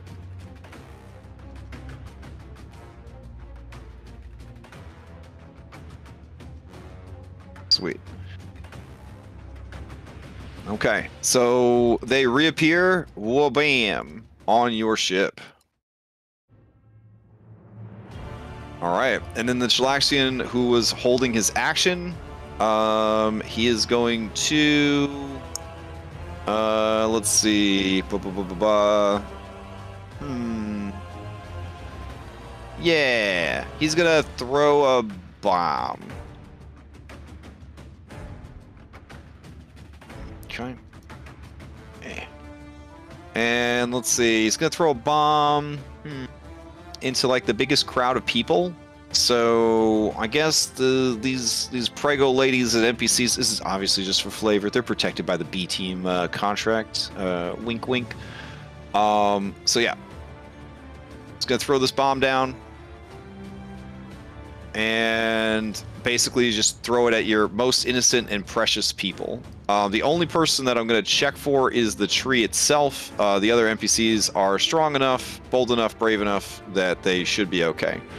But this tree does need to make a dexterity save. As this bomb goes off on your ship, you've been a victim of terrorism. The tree, oh my god, with a -2 to saving throw, makes the save, and by doing so, avoids all damage, because this is a pretty low-level bomb. All right. So this bomb kind of just goes off on your ship. Your ship is strong enough and tough enough at this point that the fire doesn't like catch anything and start going. And then this guy has used his reaction. I'm gonna look at how dinky that bomb was, and I'm gonna look at this guy, and I'm gonna be like, really? You dimension door to throw that? His highlights narrow in his cool skull helmet, but he doesn't say anything. Maybe because he doesn't speak your guys' language. All right, and then that will be giant drowning devil's turn, because that is its action to dimension door. So now it's just kind of chilling on your ship. All right, that brings us over to these adorable little spine devils. I'm honestly just going to... I feel like some of them would start flying towards you, even though it will take 100 years for them to get there. So yeah, that's what we'll do. So let's see. Yeah, like the longest flight when you only have like a little bit of speed. So I'm just gonna have a bunch of them move forward and then skip them when their turns come up. The rest I will just have hang out around the ship, and they will only activate when they need to, a la like gargoyles or whatever. So anytime I see one of them come up in initiative, I will ignore them for now. Unless they're, and then every round I'll move those 4 in the front, like closer to your ship. And Thorned Bosom, you're up. What do you guys want to do? Fly closer? Oh, I did have a question real quick, just so I can add to my elevation. How high up is the crow's nest here? Oh gosh, the crow's nest has always been, I want to say, 80 feet, right? 80 feet? All right, just want to make sure I get the elevation on my token right. So are you thinking we have the ship? Yeah, we're gonna fly the ship closer. Okay. So, now, looks like it's how 20. is the ship flying is the other question. We probably should have covered this in the... On the clouds, these thunder clouds that are everywhere. Oh, so you're precariously surfing on these storm clouds. Like, if they weren't here, the ship would be, like, plummeting into the ocean. Is that what you're saying? I didn't fly before. No, it flew on clouds, man. It's always been flying on clouds. All right. I know, but that was the cloud C, where the Yeah, clouds are but you especially see, we dense. have a cloud in the group now, and he just flies on Are cloudy you literally everywhere. having Cloudy carry the whole fucking ship? If anyone can do it, you know it's Cloudy. I do everything for my friends. Exactly. Okay. All right. Cloudy's on the fucking map. Cloudy's on the fucking map. If anything happens to Cloudy, your ship is going to crash. No, you know we're flying on these thunderstorms. It's the only way we can be up here right now, I think. Cloudy lifted you up to these clouds, and now you're depending on the clouds, but Cloudy's like your backup plan. in case the clouds go away. Really relying on Cloudy. Guys, Cloudy I able thought, to absorb thunder I'll be clouds. honest, I thought with your incredible amount of money and alchemy team, I thought you just made potions of flight and just were fucking feeding them to your ship. That's what I thought you were doing. I have no idea. I don't know what we do. Yeah, no, it's fine. Yeah, Cloudy fucking muscle man lifted this shit. He's like, I got gains. All right. I expect Cloudy upgrade next adventure. Next adventure. Why wait? Here you go. We've just been feeding Cloudy strength potions. There you go. Yeah. Don't worry, I got you. Yeah, there we go. Can we put him behind? All right. So is the ship, to get back to this, is the ship moving forward? Yeah. Yes. All right.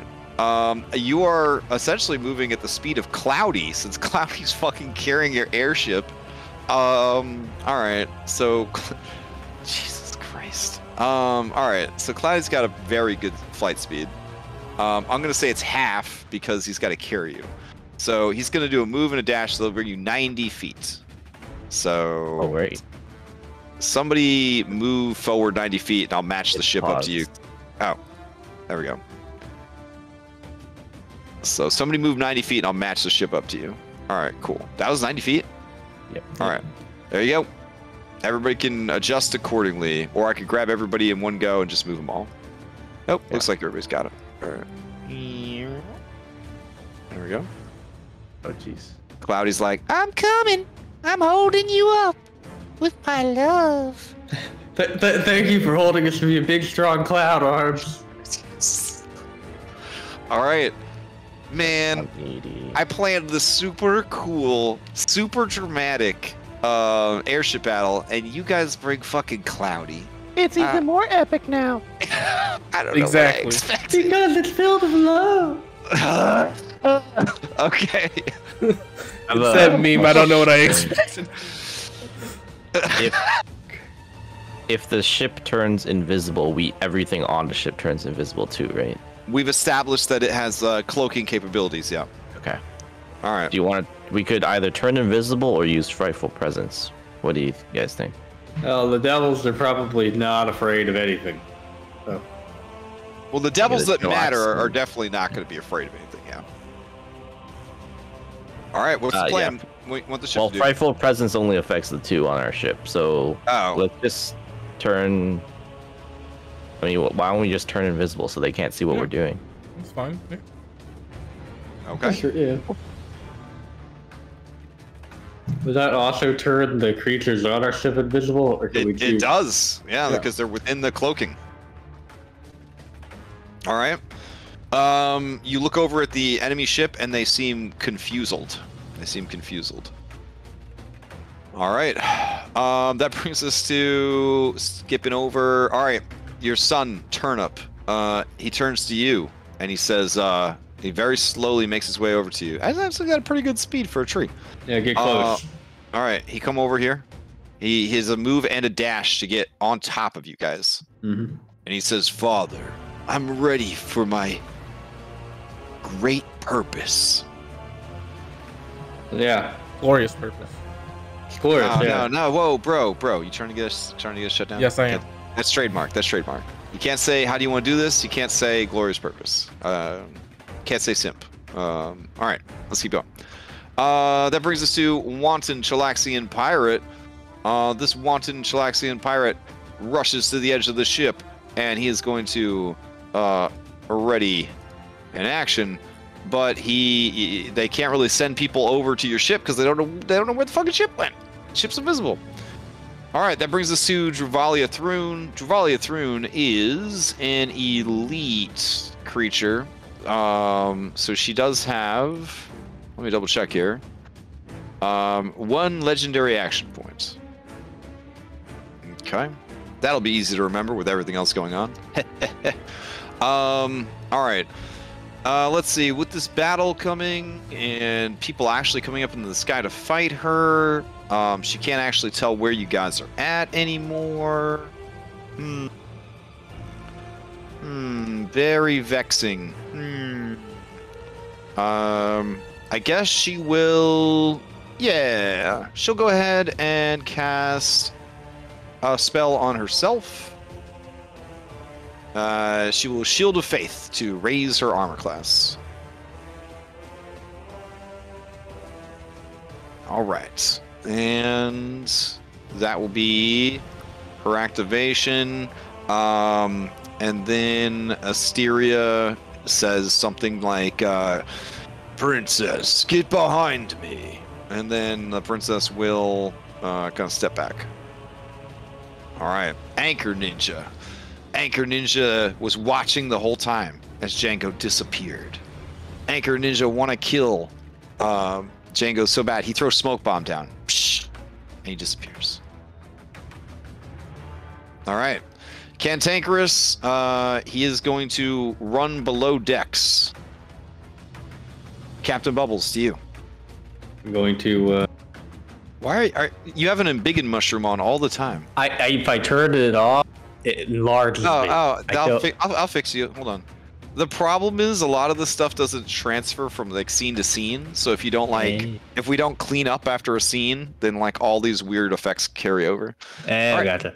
All right. So what's the plan? I'm going to Boon of the Leviathan and Lark. Okay. Oh, we just turned it off. Okay. Yeah. Let me turn it back on. All right. Why? Why did you do that? Well, but you're gonna have to shrink this tree down, right? So that you can, because it has to be the same size and weight as you. Yeah, but if I Boon of the Leviathan myself, I'm the same size category as the tree. Trees are huge. I'm the same size category. Are you saying what you chose from your selection of awakened trees a large tree? Is that what you're saying? Oh yeah, sorry. Okay. I'm assuming the amount of planning that you did, I would be really sad if it came down to your whole plan falling apart because you brought too big of a tree. Yeah. Okay. I would have brought the size tree. The appropriately sized tree. Got it. All right. So I'm gonna touch him. Okay. And I'm gonna dimension door. He says, "Father's touch. I am inspired." Oh jeez. Okay. I'm gonna dimension door into the lower parts of the ship. Ooh, spicy. Okay. It's cold.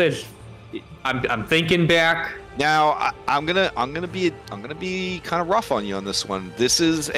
You're on a moving ship. They're on a moving ship. There's a storm, and you don't 100% know the layout of the ship.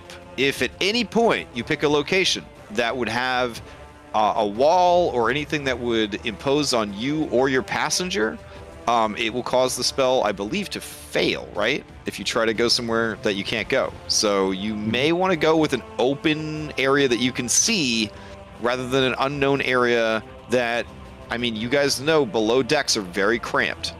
Yeah. So, but Yeah. looking in the below deck, right? Mm-hmm. Are there any like gutters or like gunner ports? They are on this particular ship. They are located on the sides of the ship. They rely on this dude up front for forward attacks. Plus, there's a lot of spellcasters. So. All right, and then looking into this giant thing here, is there a stairwell down? There is a stair. Yeah, well, there's a curtain up here, but you know from your intel that this is how you reach the lower decks. Okay. So you could probably teleport into there, and there's probably a good chance that you won't get stuck on anything. Could I? So from ships that are similar that we've investigated and from intel, the stairwell. Yeah. Is it like a certain like how's the stairwell set up? Because I want to try to bamf to the bottom of the stairs. Oof. Like right at the entrance to the bottom of the stairs. On many of the models, there is a bit of room at the bottom of the stairs. 2 large creatures worth of room. Risky business. Okay. All right, then I'll just play it safe and bamf behind the curtain. Okay. All right. And it's just you two, and you're bamfing over there. Or wait, actually, before I do, could I hold my action to Dimension Door until Lift's turn, and when he's ready to tree strike? Okay. Okay. Sorry, Yeah. I just want to make sure like I'm All right. not teleporting over there to die. Okay. Let's see. This guy is going to keep pumping out magic souls that are surrounding the ship in a strange miasma. All right. Lift to you. Yes, coordinated with the captain. Okay. And his baby.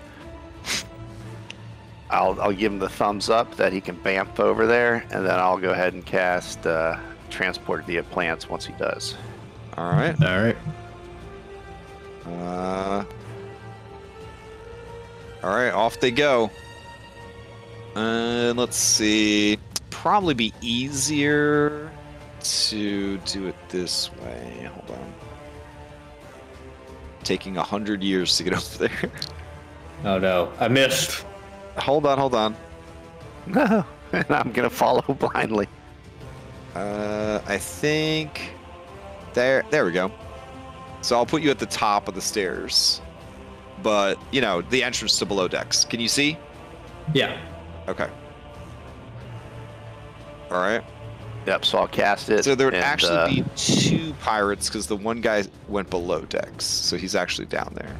Upon entering the lower decks, though, you do trigger the entire lower decks to enter initiative. Oh god, they aren't already in there? No. Huh. Just a couple. Well, I'm confident Captain knows exactly where he is, and it's going to be a safe place. So I'll definitely follow. Okay. All right, Lift. You cast Tree Stride. Now, with Tree Stride, do you need to stay there and like usher people through? It lasts for a round. All right, so you can go through, and then everyone has to go through this round, or they don't get to go through at all. Yes. I'm Okay. going through because I held my action. You must use 5 feet of movement to enter the tree. Okay, and then you appear in spot of your choice within 5 feet of the other side of the tree using a nut. So you need 10 feet of movement on top of however much movement it takes you to reach. Well, you're on the ship, so yeah, the ship is fine. Okay. You can use this transportation. Okay. It says here you can use this transportation ability once per round for the duration, but the duration is a minute. So how do you bring other people with you? Oh, you're using teleportation Transport via plant. plants. Yeah, not true, sorry. Yeah. It's just a portal for a round. Okay. My round. All right. Okay. Large or larger. You found it. Good. You must have seen or touched the destination plant at least once, which you guys all felt up the tree. For the duration, any creature can step into the target plant and exit from the destination plant using 5 feet of movement. All right. Woof. Okay. So when Liv's turn comes back around, you will no longer be able to teleport over to that ship. Uh-huh. Okay. And Lift, you disappear and reappear over there? Uh-huh. All right, let me see if I can do this. I do as well, because I was holding action. Boop. Okay. Claximus. Boop. All right. Anything else from lift? Yeah, I'm gonna move a little bit. I'm gonna Okay. survey the area. If you want to go above deck, let me know and I'll move you above deck. But I didn't set up any teleporters. There was enough shit going on this map. Nope. Yeah, I don't want to move yet above deck, but I'll move. Okay. I'll move over here All right. to position myself. Bonus action, most powerful spell in my arsenal, Shillelagh. Oh shit. Okay. Yeah, and then. Are you gonna box someone with it? Oh no, you Well, can't because you used your I used my action to. action. Yeah. Yeah, Okay. I just- But I you're just got charging it mine. up. You're charging it Yeah, up. yeah, All right. yeah. All right. That's it. On Alora, to you. Okay. So the portal's at the front of the ship over here, right? Where lift was. The whole ship is the tree, so I'm assuming you can just use any part of Oh. the ship. Yeah. Okay. Yeah. Okay. Great. Then I can use my action to. I'm gonna pull something out from the Prima strategy bag. Oh, okay. I have a table for that. Where is my table for that? Here it is. Roll on the hero's sack. Ouch. You pull out iron boots. Let's see. What do the iron boots do? Iron boots.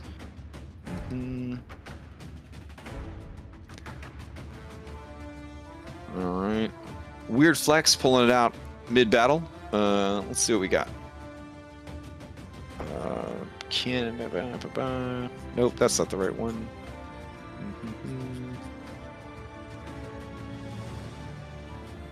Okay. Almost there.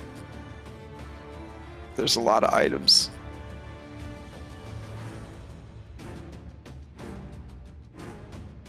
All right. These wondrous items do not require attunement. While wearing these boots, your speed is reduced to 15 feet and you sink like a stone in water. However, you are immune to being knocked down or forced to move. Huh. Okay. Okay. I mean, that could be good if people are trying to knock you off the boat, I guess, but... I mean, to don armor, it's like a couple minutes. It's a pair of shoes. I'd say you could probably put them on with an action. Okay. Yeah. Was it a bonus action to get from the sack or an action? I think it's an action to pull out of the sack, right? Okay. I don't know because I don't have the... Oh, let's make it a bonus action. Let's make it a bonus action. Okay, so I'll have an action. Okay. All right, I'm gonna look at this guy then, and you know what? I might as well kill him. Oh, so, okay. Django, I'm gonna go with them, but you'll be fine, right? Yes, ma'am. Leave it to me. All right. Let's see, what potion should I use? Now, Django, I'm gonna leave this up to you because you and Phipps Chumlet in charge of the ship. If you feel that you alone are not enough to handle these people, you can have me activate any member of the crew to come help you fight, but their life will be in jeopardy. All right, I'll keep that in mind. That'll be Okay. a backup, though. Anyone you call for help becomes fair game. They will no longer be protected by the B team contract. Dun, dun, dun. Okay, I'm going to use a potion. So I'm gonna take out a potion. And I'm gonna throw an alchemical fire at these two guys. Okay. So Ooh. as an action, it's just a 5. Just like that. Okay. Let's see. One fails, one passes. The devil, being a devil, is immune to fire. The Chelaxian, being a tiefling, is resistant to fire. I have elemental adept. Oh, Fire. okay. So that means you have to be completely immune or not at all. Yep. All right, so he takes 17 points of fire damage. Plus 4 for All right. that. So that's 21. Okay. And then I will use, I guess, 5 feet or 10 feet to move through the portal. To there and then out. Yep. All right. So let me move you over there. And I'll bring Krako with me. Boop. And Krakow. Boop. All right. Anything else? Where are we? Oh, it's on this side. Yeah, I'm gonna move. Oh, how come I'm in this room? I'm Oh, gonna my bad. move. Okay. I guess behind this tree. All right. Yep, Okay. that should be good. All right. This guy doesn't know anything bad's happening yet. This guy is making his way over to this other ship, but we said we'd handle that next round.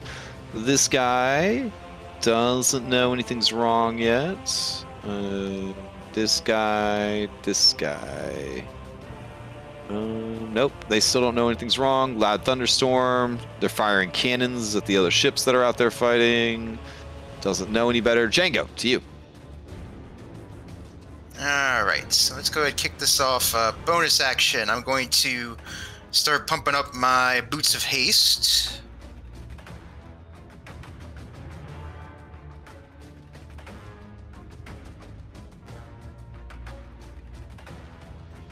And then, I guess I'm assuming are we still doing like the mind link thing right now, or what? Ooh, Kashar's not here, so you guys would not be mind linked in this fight. All right. So I'm guessing that if they're handling things like below decks, I'll go ahead and provide some cover support up top here. So let's see. You got your own stuff to worry about, bud. Yeah. All right. Let's see here. So now I've got haste up.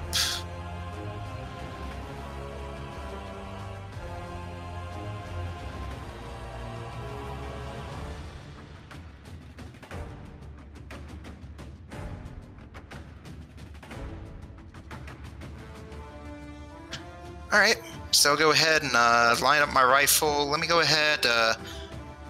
See here. I'll take my first shot at this dude right up front here. Okay, the Chelaxian? Yep. All right.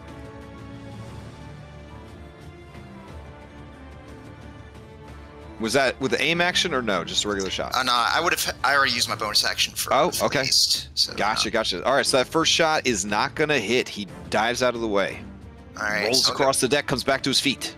All right, I'll go ahead and use the haste attack action attempt against the same target. Okay.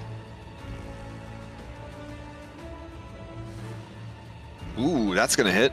All right. Takes 17 points of damage and is bloodied. All right, and then that'll be all for me. Okay. All right. Play passes to well-versed Drowning Devil. He's going to use the same technique. Oh, wait, he can't because the ship is still invisible. Okay. In that case, he will ready an action and teleport over to a ship when it looks advantageous. Yeah, that sounds good. All right, that brings us to, let's see, below decks, doesn't know yet. Let's see, this guy doesn't know yet. Busy. This guy. Oh, that guy does. All right. Let's see. Shit. I gotta pick a spot. 1, 2, 3, 4 is how we'll do it. Starting with the top left. Figure out what space he's in. 3. Okay, so he's actually right next to Chelaxian. Okay. He's gonna take a disengage.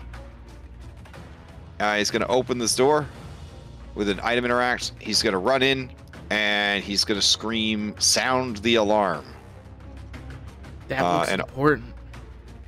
Right? What Doesn't it? is- And when he says "sound the alarm," the 3 engineers that are in that room, they all look like they have fucking exclamation marks pop out of their head.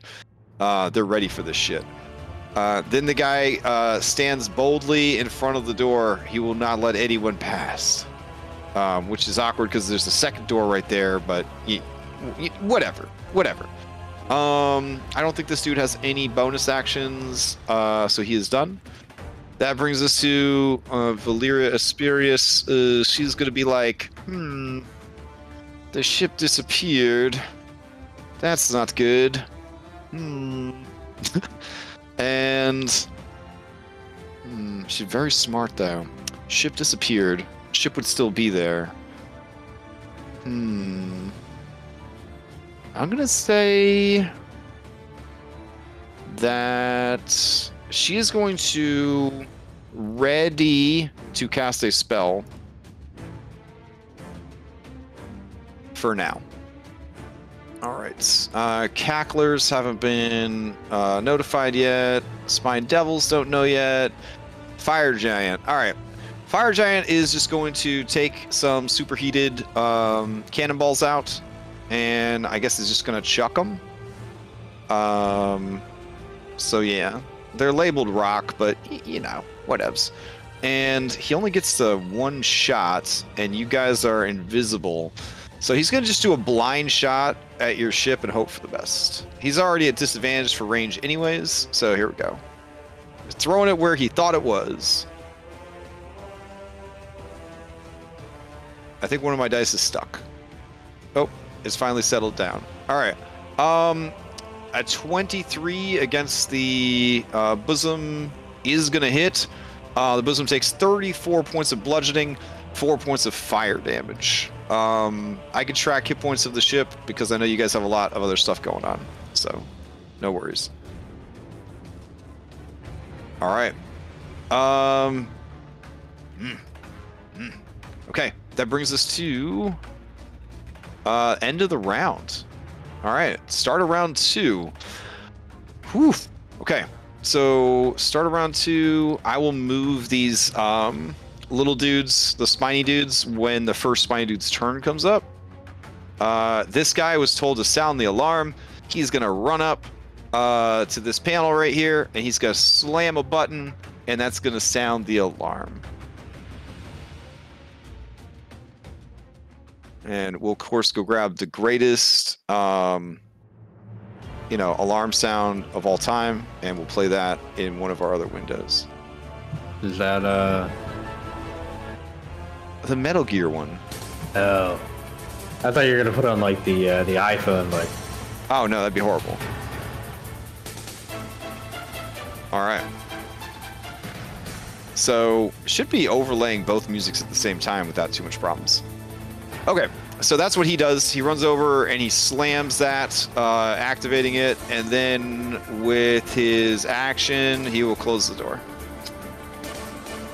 And then he will pass to this dude who's on the ship. This guy is going to look up at Django, and he's going to go, heh, and he's going to kick open this thing. He's going to go below deck and start messing up your crew. Or, I mean, he thinks he is. He has no idea what kind of fucking crew you've collected in your adventures. It's definitely like you came to the wrong neighborhood. Runs into Jin Joe, who's just enjoying some like food. Yeah. Mere seconds later, Django, even 80 feet up, you hear "ah!" from below decks. All right. Foul Chelaxian hears the alarm. And he is going to... It's the people are on board alarm, so would he leave the gunner station to go assist? I'll roll for it. Odd, he'll stay. Even, he'll go. All right, he's gonna come assist. So, action, item interaction, comes into the room. All right. That brings us to. Let's see, have him step right there. All right, Cackler. Same deal. Odd, he'll stay. Even, he'll come with. Oh, shit. Okay. So he will move into the room. There we go. So I don't know if you guys have seen a Cackler in this yet. They are like little happy Diablos. You know, like the little Diablo you get when you have a Diablo pet in WoW. I guess they kind of look like that. They look like little toddler Diablos running around.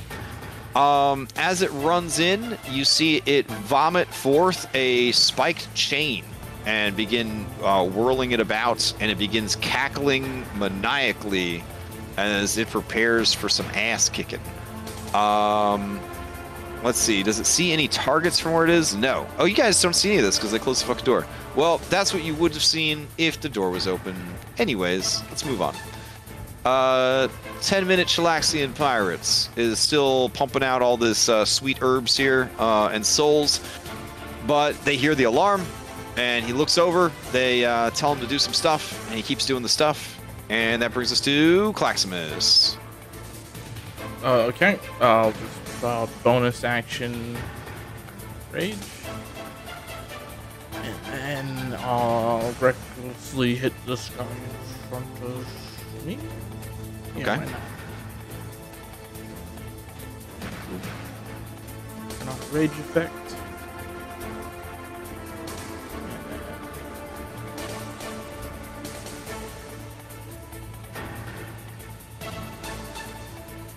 Like 24 to hit.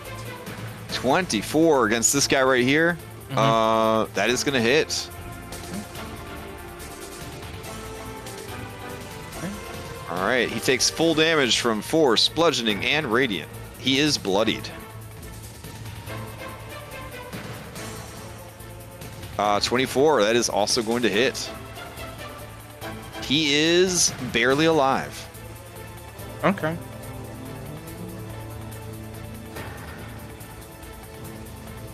Oh, you move move away there. from him, he Yeah. will attack.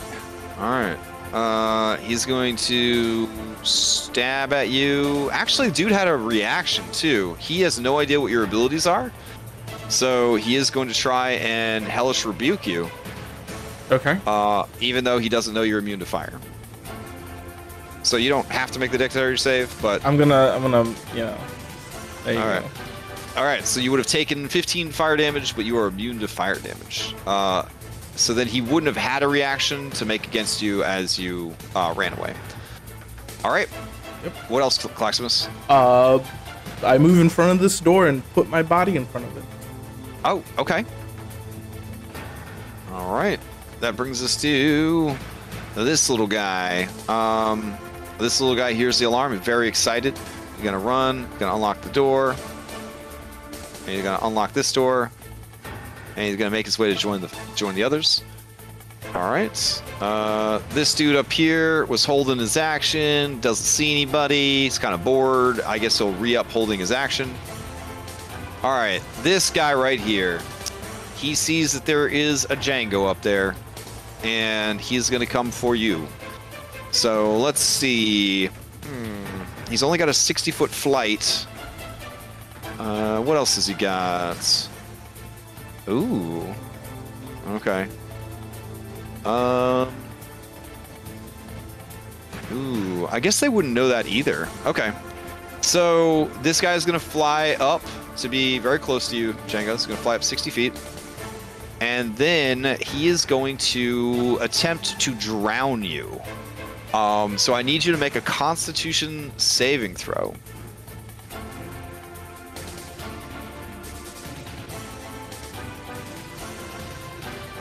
Oh shit. All right. So you would at the beginning of your next turn, begin to drown, which is basically drop to 0 and start taking failed death saves. That's a pretty insanely powerful ability, except it is my understanding that every day your crew cast water breathing on themselves as a ritual. Is that still a thing that happens? Yes. Oh, yeah. Okay, then in that case, this creature has no idea that this cat can breathe underwater. We're pirates, man. Okay, I'm just saying, like, it's No, I'm talking to the devil. Oh, right. Yeah. Let's see. That brings us to this guy. Okay, he is gonna run up, and he is gonna do some stuff. All right, that is his turn. And this guy. He's definitely going to join the fight, so he'll go to there. All right, Spiny Boys. Okay, Spiny Boys are going to go join the fight. Let's see, 80 feet would only get them to there. Let's Let's see. So I guess like that, and bring those. No, I'm sorry. I'm trying my best here. It's a big fight. It is a big fight. You don't need to bring this many minis to the fight. Listen. Wow. All right. Wow. I'm trying my best here. I know you are, but you do it to yourself. All right. So then these guys are also going to join the fight. Let's see. He'll come out and go there. Okay. Thorned Bosom. Your turn comes back around. Are you invisible until the end of this turn? I think it's regular invisibility, so until it attacks. Oh, okay. A creature is invisible. Anything is invisible carry until. Okay, sweet. All right. So what is the action this turn then? Just fly closer. I would have instructed Flip or Phipps to get as close as possible and drill dick the ship. Okay. Let's see what we can do about that. All right, I'm gonna go ahead and move Sandara 90 feet. That would bring her to there. Then that would bring that to there. And then Inviso Cloudy would go to there. And then all these other people would have to move as well. Let's see, get Inviso Cloudy out of the way. There we go. Perfect. Okay. So the ship moves up, and then the ship technically has an action, but you want to stay invisible. Is that correct? Yeah, until it's close enough to drill the other ship. All right. Let's see. That will then bring us to these devils. They're just gonna chill. What is Turnip gonna do? Turnip says, "Father, I am ready to crash the ship. I'm gonna have to bring it down into the water." Yeah, good work, boy. We gotta fuck it up first. Here, kick that guy's ass. Okay. And he tries to slam that guy. Father, I tried. Yeah, good work, bud. All right, that is his turn. I hope you're as bad at flying this ship as you are at fighting. All right, this Chelaxian's gonna move. Let's see, to there. All right, that's fine. This guy right here is waiting for his ride. The ride never came. Alarm's going off. He's gonna run downstairs. So he's gonna take a move and a dash, and he's probably gonna regret what happens. He's gonna just show up, and there's a fucking tree there. And now he's on the map with you guys. All right, that brings us to Druvalia Thrune. The alarm's going off, and she's going to comment to Valeria. Valeria is going to let the spell go that she was concentrating on, and she is going to take a dash action. Using her bat wings, she is going to launch herself across the ship. And you can hear her at the top of the stairs, Bubbles. This massive, muscly, armor-bound lady creature. All right. Druvalia is going to... she's worried about her ship, for sure. But she's also worried about what's going to happen up top on the ship. Ugh. All right. Okay. Interesting. Dispel magic does not require line of sight. It just says one thing within range. So as long as you're aware of it within range, I guess you could do it. It says one creature, object, or magical effect within range. Okay. All right. Just gonna run up to the edge of the ship here. And hoping that she's close enough. She's going to concentrate on your ship that disappeared and try to dispel the magic, which would work because invisibility is a second level spell, dispel magic a third level spell. Your ship would be revealed, as would Cloudy. Technically, I don't think Cloudy would have been invisible, but you know, whatever. And all of you just kind of appear and you see her standing at the front of the ship, and she looks over at you guys, and she's pretty pissed off. She's pretty pissed off. All right. At that point, this guy does that, and that's his thing. That brings us to. All right, we got a Chelaxian that's still alive, barely. He is going to attack. He's going to move here. No, wait, that'll provoke from the tree. All right, he'll just attack Bubbles up the stairs. Bubbles, he's attacking you 3 times. All right. Here you go. 1, 2, a 3.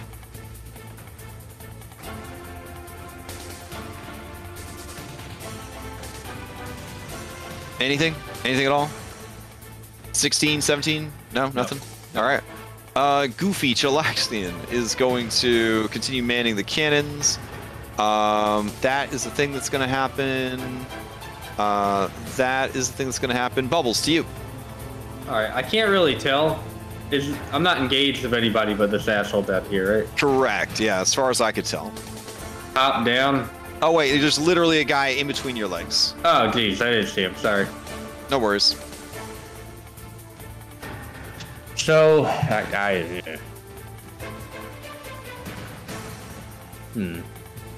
These guys don't speak my language, do they? They speak Chelaxian, which is to say infernal. So if you speak infernal, you can talk to these guys. I don't think I do. So, Okay. I will bonus action a holy weapon. Okay.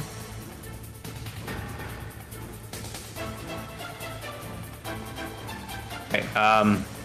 Let me make sure I turn that on.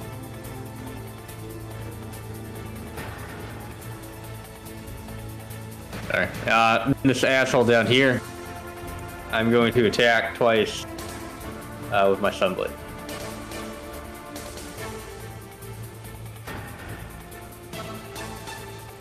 Wow. All right. Which guy? The little one. Oh, the injured guy? Okay. Then it doesn't matter that you didn't get the critical because he had 4 hit points left. Okay, I'm going to turn to the other one and hit them with. How do you want to finish this guy and do things? Ah, there we go. We're allowed to say that. Oh, yeah. I want to like cut him down the chest. Okay. Right. Blood everywhere. Yeah, there you go. All right. Beautiful. I'm going to rearrange myself to down here. Okay. And then I'm going to attack that asshole again. All right. Or the one up top.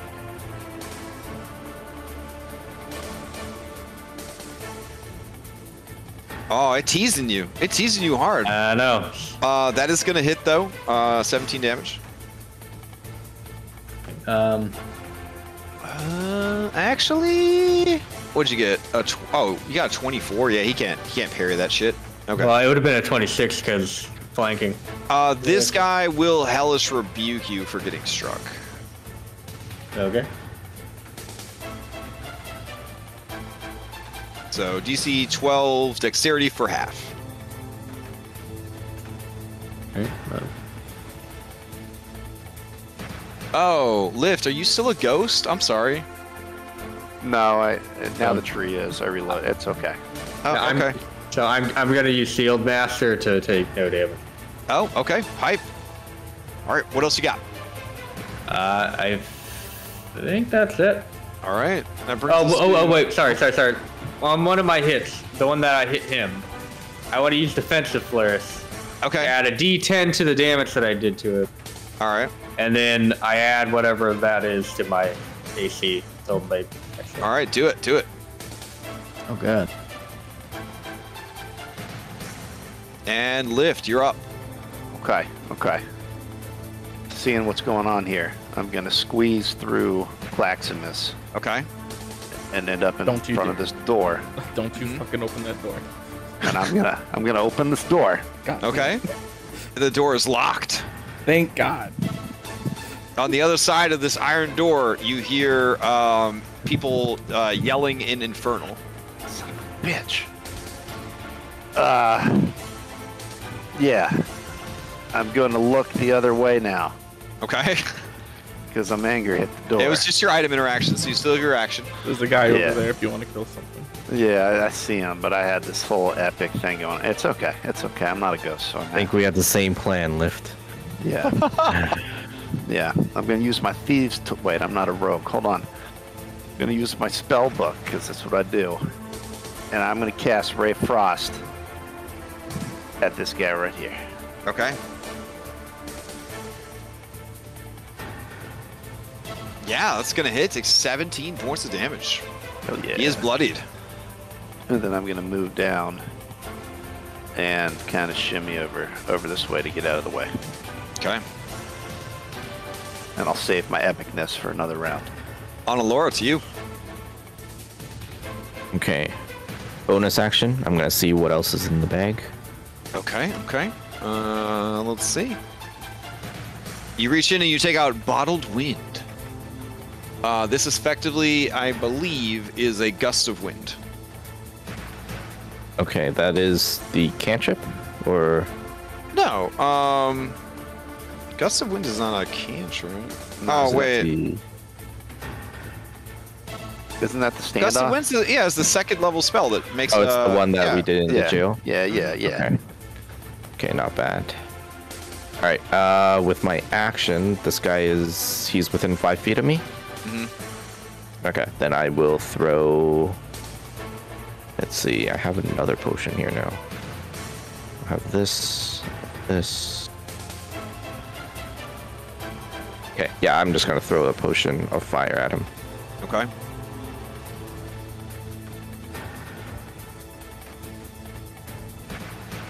Oh, hype. Wait. Is this the AOE though? Okay, he next to this tree.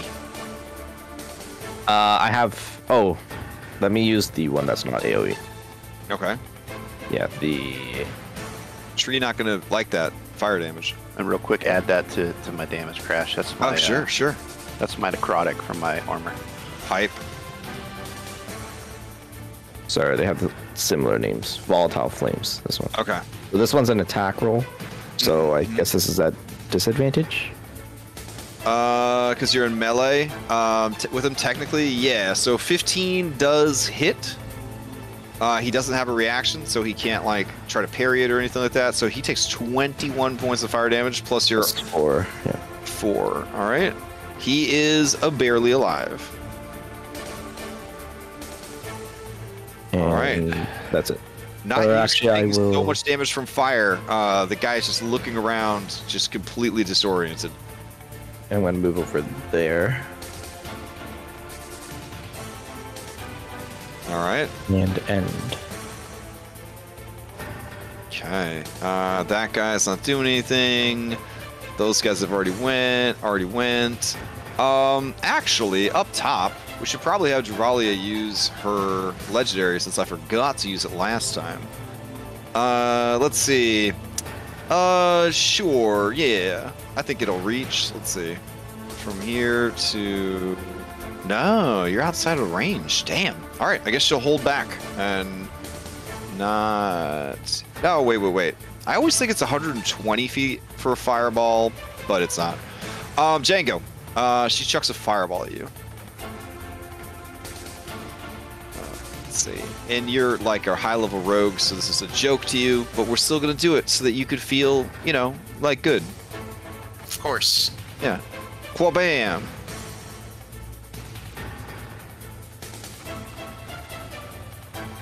All right, let's go ahead and give me a dex saving throw. I guess I'll have the ship do a dex saving throw since the ship is also being hit by the fireball. Holy shit! All right, that's pretty dope. All right, I'll say that, you know what, you did so good on that dexterity save that you actually kind of warned the ship, and the ship like did a fucking barrel roll, like another Kroken got on like a sending stone and was like, do a barrel roll, and like the ship like fucking tumbled to the side and missed the fireball entirely. Very nice. All right, man, it's almost like you guys are strong enough to handle this challenge. All right, that brings us to operational doodad. I'm moving a little slow tonight because I'm on a much smaller monitor than I usually have as I try to make excuses for myself. Django, you're up. All right, all right, so I'll go ahead. Let's see here. I see Drowning Devil is getting closer to me, so I'm going to go ahead see here. Do item interact? Swap my rifle. Wait. The drowning devil looks at you and looks confused about why you're not drowning. Because honestly, your lungs are full of water right now. Because you failed your saving throw. And the whole time I'm just sort of grinning, so I'll just sort of like swap my rifle. Item interaction, swap my rifle for sheath pistol. Alright, then bonus action to aim. Hype. And then take first attack action against him with it. Okay.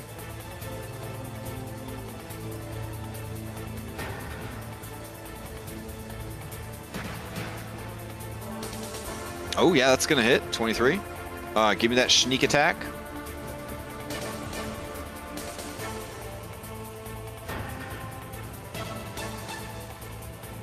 Ooh, 25. Okay.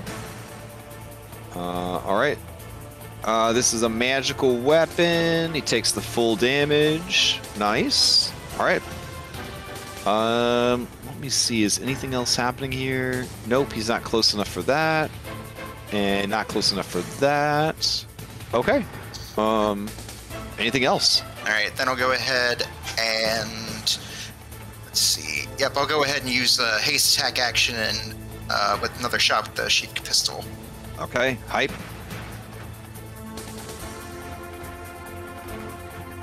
You gently shoot him for 8 points of damage. All right, that's all for me. Okay. Let's see. That brings us to this dude. This dude is going to. Ooh, actually, he was holding an action, yeah? And he never got to use it? Yeah, he'll use his held action so he doesn't lose the spell. And he will Dimension Door over. And I feel like two of these guys fighting one gunner when there's an entire ship to mess up doesn't make too much sense.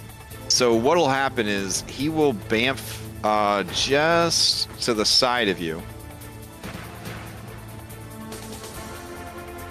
And then his turn will come around. He'll have his full action economy. And he is going to go down into the hold and start fucking up your crew. But he leaves a present for you in the crow's nest. Fucking anchor ninja. Uh-oh. Well, you wanted this. Now you got it. All right. That brings us to that guy that's busy. I'm just going to actually X the dudes out that are busy so that we skip them automatically in the future. Yeah, that's a good idea. I'm learning how to play D&D. I'm very excited. All right. Moving on. Okay. Strong Chelaxian. All right, you're holding the door. Good stuff. And Valeria Asperius, or whatever, is going to go. She is coming down the stairs, and she's going to start wrecking shit. Your tree, however, is blocking the top of the stairs. So, she is going to use her multi-attack and make 4 attacks against your tree. All right, here we go. We're going to start with a bite, a claw, her mace, and her tail. So let's see what we got here. Okay. All right, cool. So she's going to bite at the tree. She's going to claw at the tree. And she's going to mace the tree. And then she's going to tail the tree. Okay.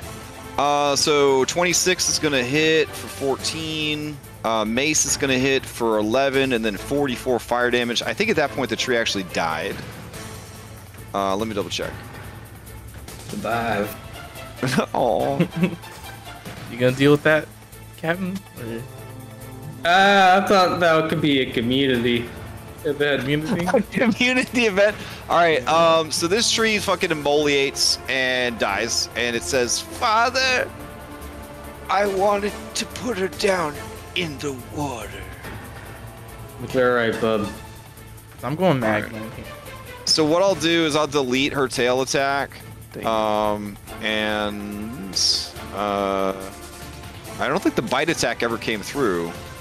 Might be broken. Might have to roll that one manually. And let's see. I'll bring her down, and whoever's closest to the top of the stairs, that's who she'll drop her next 2 attacks on.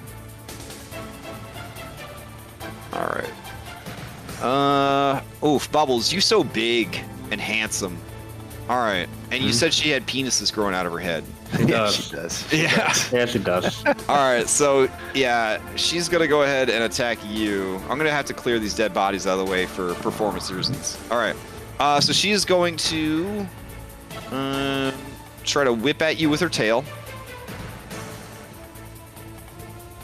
Does 20 hit? No. Oh, shit. Okay. And then she is going to try and bite you.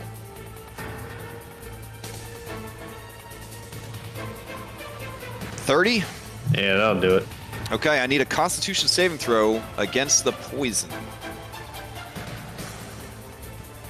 You guys can't read the flavor text for these attacks, right? You have no idea what this lady is, right? I don't know. Okay, cool. All right, so you are poisoned. It is lingering poison. It will last forever until you make the save. So you have the poison status. Additionally, you just took 20 piercing and 21 poison. Jesus. Oh, All right. I'll have to deal with it too. Oh, Captain Penis Head just bit you. I know. Let's see. Is there anything else going on here? She also has an aura 20 feet. So let me turn that on.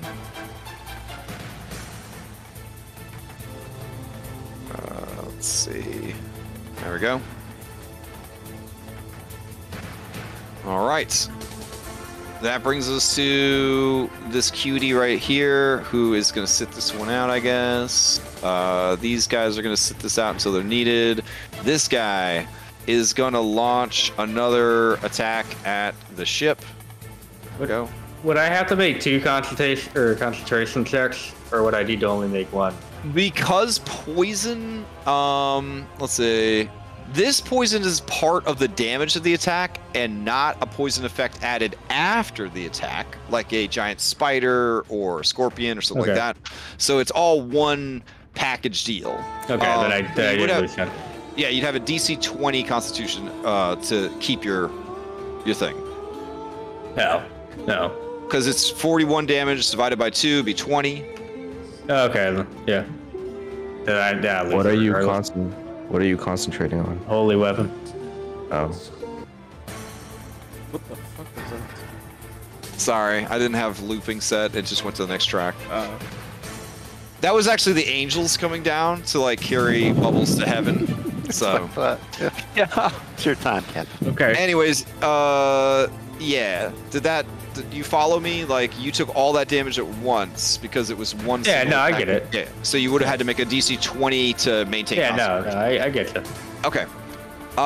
Then over here on the ship looks like it just took 33 points of bludgeoning damage and 7 points of fire damage. All right. So this giant, as I've pointed out many times, is better than a cannon because you don't need 3 to 6 people to fucking load it and fire it, and he's just chucking them flaming rocks at you.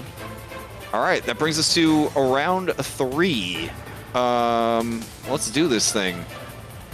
This guy is behind the door, and he is just gonna ready if the door opens, I guess. Let's see. This guy is somehow still alive, but he's below decks. He's actually probably not alive anymore, if I'm being honest. So let's see. That brings us to Foul Chelaxian Pirate, who is in the room. He's gonna wait. Insulting Dude, he's going to wait. 10-minute Chelaxian Pirate is going to continue tending to his shit. Claxmus, to you. Paxmus is holding the door and he's like, he's ready to do the Terminator music. He had to fucking ruin it. He had to fucking ruin it, lady. He had to fucking ruin it. Kill this bitch, please. I start walking up the stairs to like get melee with this lady. Okay. I was like, Yeah. I was gonna terminate her. She does with her offhand, with her big old claws, she does like the bring it gesture at you as you come up the stairs, and she's got a big smile on her face.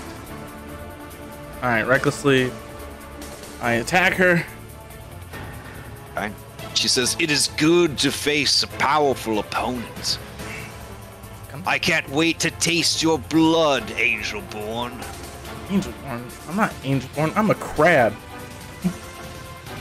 Then that explains the stink. What an asshole. 27 to hit. 27 to hit. That will hit. Don't let her peg you, roommate. Not gonna let her. Unless it's consensual. Unless it's consensual. Then the extra damage from that. All right. Oh, hold on. Okay. You started your turn in her aura, so you do have to save against fear. Oh, okay. You're still affected by fear, right? That's the thing. Yeah, It is a wisdom saving throw, and it is a doozy. So you may not have actually gotten to do any of these things. Oh, okay. So let's just roll it back then. Yeah. All right. Wisdom save. It is a wisdom save. It's a doozy. It's a big one. You guys are in the big leagues now. The kid gloves are off, etc., etc. 19. Oh, a 19. That's almost as good as you possibly could have done, and it still wouldn't have met Plus the DC. 5. Oh, okay. That makes it. You are not afraid. Continue your turn. Okay, so then the first attack, 27. All right. The second attack's a 29. And then I'll Right. go ahead and keep attacking her with Timeless Locket. Get an action back. Keep going. 22.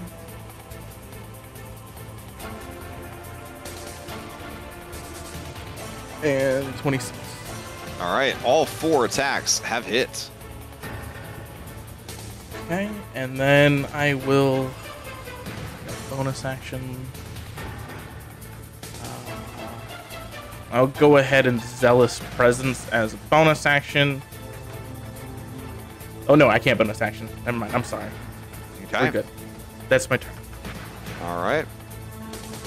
Let's see. That brings us to this little guy who is technically ready to fight. Gonna run in. That's his turn. This guy is standing by, so that's fine. And then back over to Django in the very exciting fight that he's having against these powerful opponents.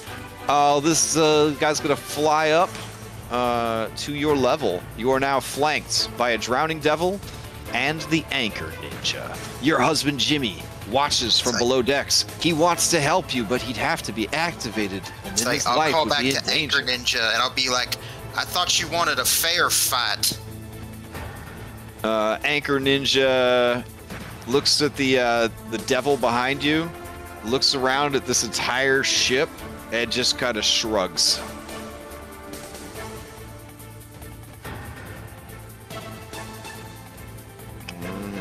Let's see.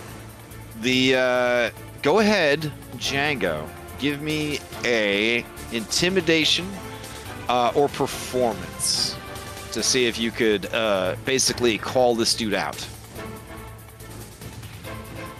Let me go ahead and use this one that I know I get my guaranteed reliable talent on. Okay. Ooh, all right. Anchor Ninja shrugs and then sees the determined look in your eye, and he does like a bro nod at the drowning devil, and the drowning devil, instead of flying up towards you, goes below deck and just starts wrecking NPCs.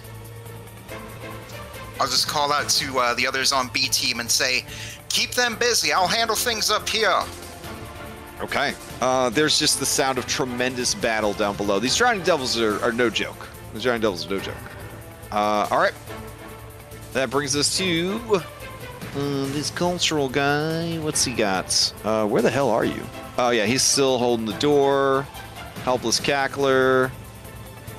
Still waiting for you guys to do something. Jeez, Claxmus, I thought you were going to open the door. I wasn't gonna open the door. I was gonna just go magma form and go in. Okay, I think these devils have finally reached this other ship. So they are going to just swarm and start just biting and attacking the Thorned Bosom on their next turn. All right, so they have boarded you, essentially. Work-oriented Chelaxian. What a great name. Work-oriented Chelaxian is working hard in that engineering bay. All right. Thorned Bosom. You have people fighting inside you. You have people chewing on you. There's a dude firing like cannonballs at you. It's a bad situation. Fifth Shumlet was under the impression that he had to fly up and drill this ship. So that is what he's going to do.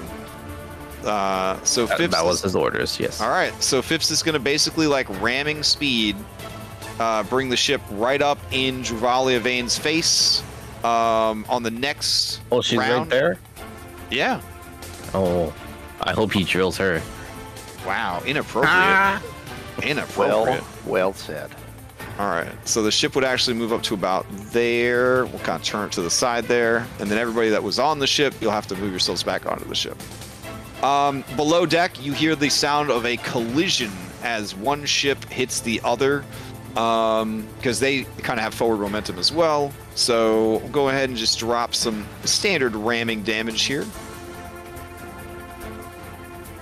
Both ships are going to take 37 points of damage.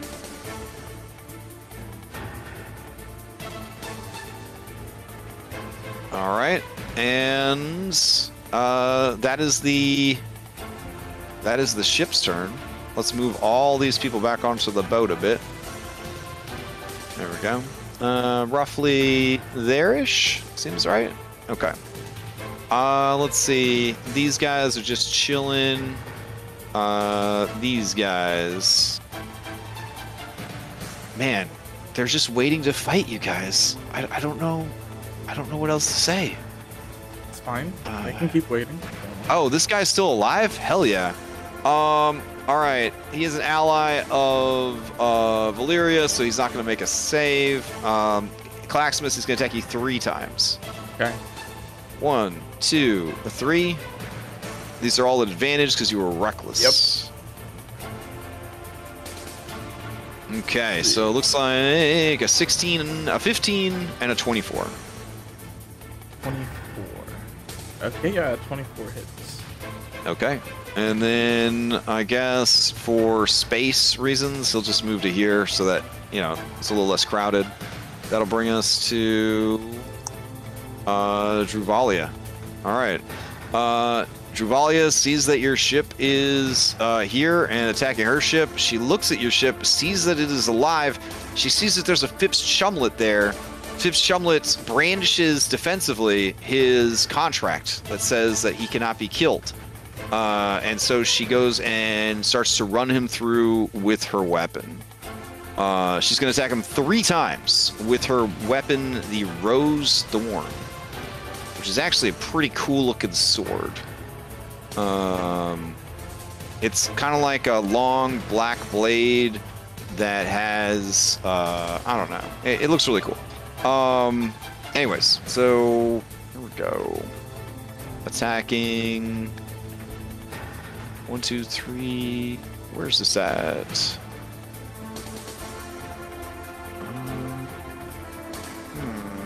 Okay, I think this is it. Here we go. 1.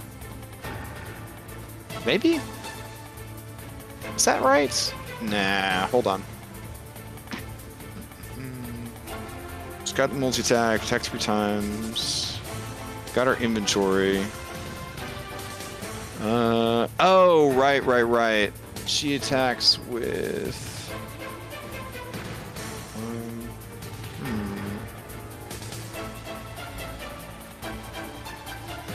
Oh, I see what happened here. Okay.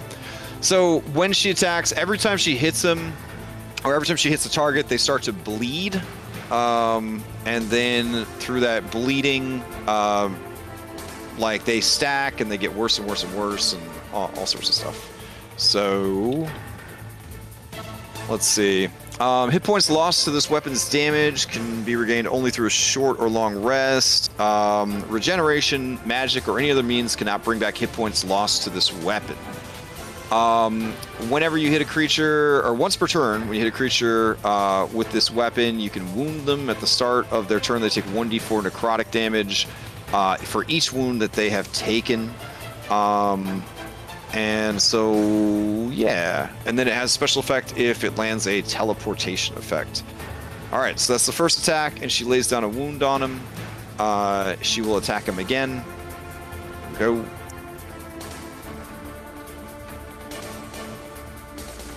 All right, and then she will attack him one more time. All right, so I believe on 5th Shumlet, all 3 of those hit. On the last one, she will go ahead and drop a Divine Smite on him and add 3d8 more damage.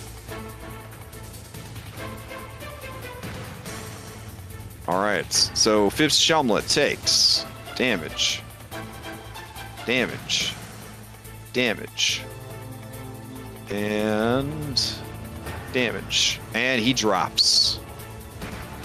He would have had 13 temp. If I don't know if that makes a difference. Let's see. I don't think it would have. Hold on.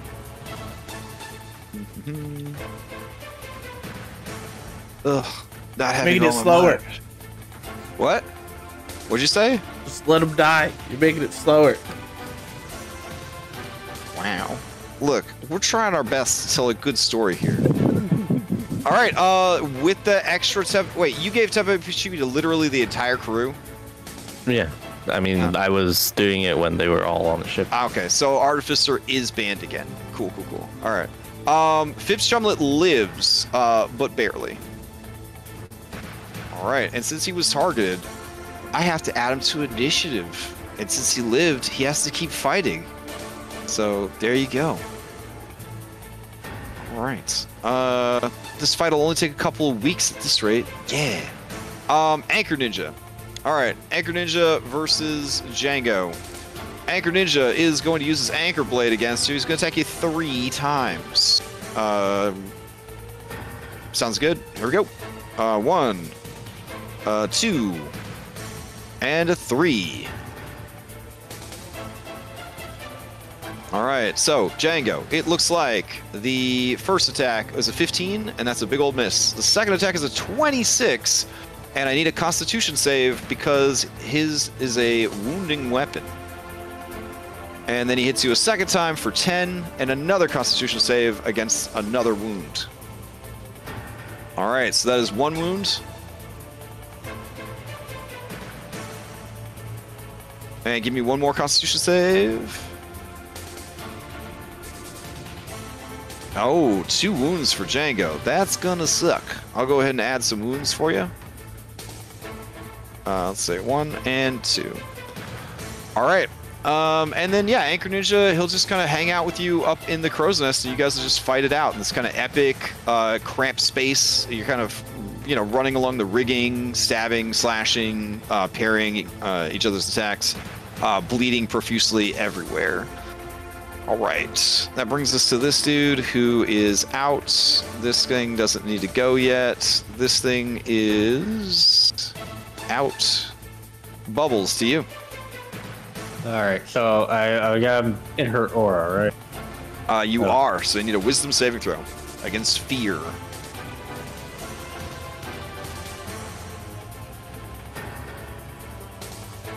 Oh, that's a really good saving throw. Almost the best saving throw you could have done. It is still not high enough. Oh, shit. All right, well. You are feared and poisoned. All right. All right, so I had something many years ago. Okay.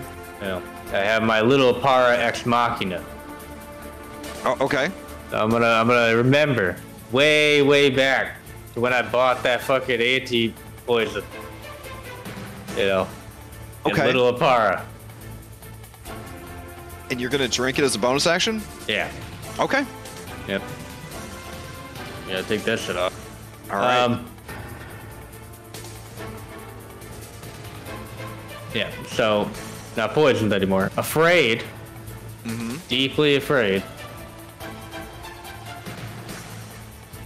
Damn.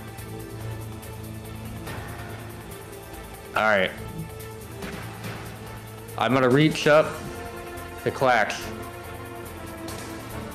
and I'm gonna cast haste on him. Okay. Oh boy. Wait, no, wait. Please don't. Huh? Not me. No. Yeah, it's not gonna work anyway because I'll just get my ass beaten down before. Thank God. Yeah. Damn. Sorry, I'm kind of in a luck. Hey, Captain. Some bardic inspiration would be great. For who? For people who have For to make anyone this that's save. about to make a wisdom save against fear. Sadly, the Namely captain lift. used his bonus action to drink a Yeah, potion. that is true. Just attack the lady then. She's right there. Or attack the little dude. Yeah, fuck it. I'm gonna turn to not look at this lady. Okay. Look at this guy. Oh, I forgot I killed him.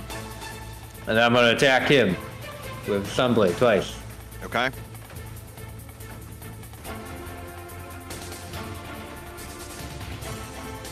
Oh god, yeah, he's super dead. He's super dead. I would say you could actually redirect the second attack at the lady if you wanted to. I would like to. Okay. A 21 does hit this lady, Alright, I'm gonna use defensive flourish. which has to be a small comfort. Yep, I'm gonna use defensive flourish to add 1d10 to that.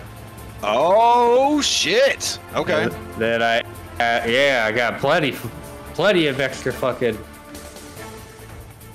Yeah. All right. Well done, well done. What else you got? That's it. Whew, okay. As your turn ends, this lady's gonna use her action to finish off the captain of this ship, not realizing that maybe there's more to the ship than there appears. Let's see. So just 1, 2, 3. Why they make it 3 with a legendary action? That's how this would works. All right, so that would then finish off Phipps Shumlin. Item interaction, she kicks him off the boat. No. And then she's going to approach the ship and examine it and try to figure out how this thing fucking operates. And that'll have to be on a actual turn. All right. So amusing pirate is going to keep doing what he's doing. Lift to you. Okay. I guess I need a wisdom saving throw against this fear aura. I'll use my last inspiration. Oh no. All right, you are afeared. Okay, so if I'm feared, does that mean I can't attack her, or how? No, you just have disadvantage on attacks against her, and you can't move closer to her. Okay. Bobbles, your fear at the end of your turn, you could have made an ongoing save to try to end it. Is that wisdom? Yeah, it's a wisdom. The DC is extremely high. Alright.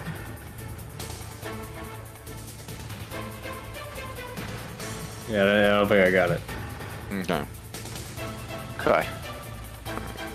I'm going to cast Polymorph on her. Okay. All right, that actually could be very good. She has magic resistance.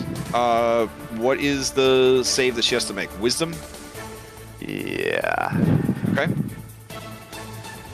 All right, polymorph. Here we go with advantage. Holy shit! Oh my god. Okay. I'm pretty sure that would work. Yeah. She is. What do you turn her into? Into a tiny non-aggressive turtle. A tiny her off the non-aggressive turtle. Throw her off the ship. Yeah. All right. That's a very good point. We could just throw her off the ship now.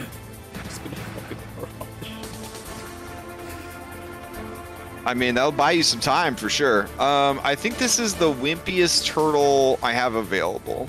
It is called Afternoon Turtle. It's not a dragon turtle, right? No, I specified. How high are we? This is awesome. I don't know, but that'll buy us some time. That was fucking clutch AF. Oh my god. All right. Yeah. Okay. That's yeah. All right. That's my Good turn. job, man. Good job. That's fucking beautiful. Okay. Plus 10, by the way, to the wisdom saving throw. Plus fucking 10. Rolled a 2 and a 4. Hell yeah. Okay. Are we still afraid of the turtle? The fear has nothing to do with her anymore. It's a lingering effect, so until you could turn it off. But without seeing her, you don't have a source of fear. Well, technically, yeah, she's a turtle. You know what? Fuck it. The fear will go away. That's fine. Yeah. It's hard to be afraid of a turtle that cute. I don't know, man. You ever smell those things? They do smell horrible. Oh, right. jeez. Lord, quick, grab that fucking turtle and throw it out the goddamn window. I'm not gonna trust Lord to throw the turtle. Yeah, like Lord gets like a. And she has to go up there with all that shit on top. 1 point of damage. It turns back to normal. Yep. Yeah. Yep. Okay. Look, man, it's literally, it's like it's. Lord, it's your turn. What are you gonna do? I mean, I could catapult it, Captain. I could catapult it. That'll work. But is there a window here anyway? There are no windows down there. Yeah. Just let me handle All it. right. Yeah, Claximus can deal it. Okay. All right. That saves me a spell slot. Lift. Thank you. Okay. So now I can do whatever I want. I will pull out a 3rd item from the premium strategy. Okay.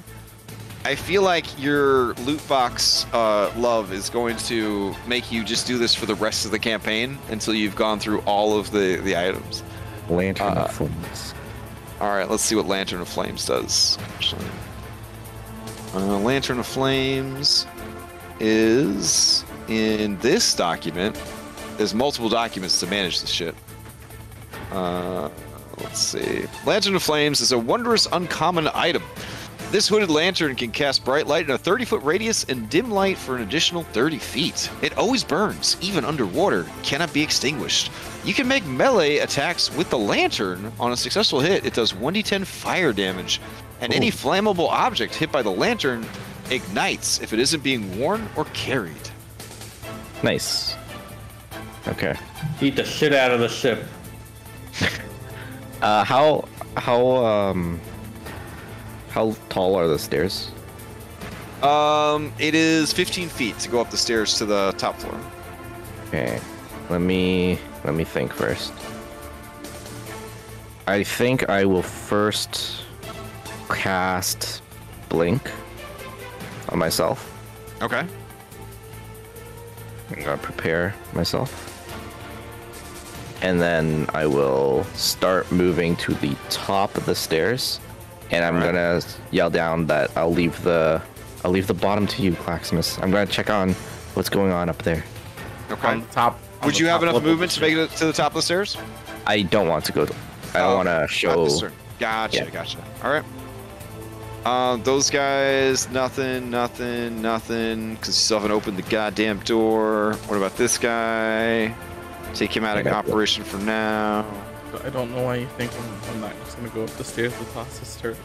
I was told to toss the turtle. All right, Django, to you. At the beginning of your turn, you're going to take 2d10 bleeding damage from these anchor wounds. So 6 points of, I guess, necrotic damage from bleeding. So you are squaring off against Anchor Ninja. All right. You look down from where you're at, and you see Admiral Princess Druvalia Thrune is trying to either hijack your ship or kill your ship. It really comes down to her turn, figuring out if it's a living ship or a controllable ship. But essentially, one of the campaign BBEGs is literally like, I don't know, 60 feet away from you, while you are toe-to-toe with a deadly assassin. While 2 drowning devils are below decks, drowning or attempting to drown / killing your crew. Right. / being killed by your crew, because your crew is pretty fucking tough. All right. Well, first off, I need to do something about this constant bleeding damage, so I will bonus action drink a basic healing potion. Okay.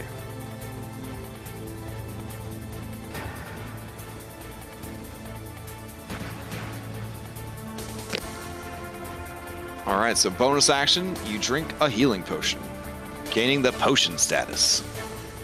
Right. All right. You Now, healed for 6, and the current wounds both close up.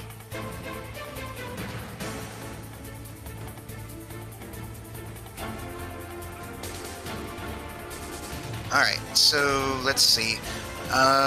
So Anchor Ninja hitting me, then take quick flashback back to the fight at Little Opara Arena. Remembering that, you know, getting up close to this guy is what really did me in last time. So I need to use my advantage of my range attacks. So let's see here. I will use haste action to disengage. Okay. And then I'll use movement action to get, let's see here, say 10 feet this way. And then, let's see here. And then... So you're kind of running around on the rigging and the masts and all that kind of stuff? Okay. So we'll say 10 feet that way. And then I'll use the rest of my movement because my move's double. That'll move me 50 feet down. Okay.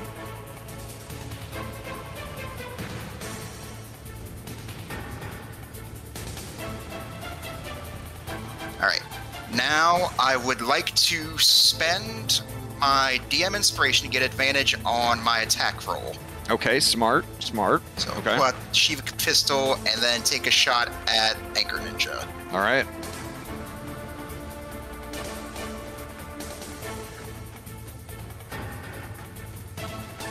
Oh, all right. 21 is going to hit. Give me that sneak attack. Well, that's a beef sneak attack. That's pretty good, yeah. All right. He takes quite a bit of damage. Kind of like almost spins him all the way around when he takes that shot to the shoulder. All right, so before I end my turn, just to clarify real quick, now did you say I lost the both or just one of the bleed? No, both bleeds are gone. It's fine. All right, so I'll go ahead and take those off and then end my turn. Okay. Boop, boop. All right. Let's see. That will bring us to well-versed drowning demon that's down there drowning people, maybe. Let's see. Where do we jump to now? Strong Chelaxian pirate is waiting for his turn. The turtle. All right. Bobbles.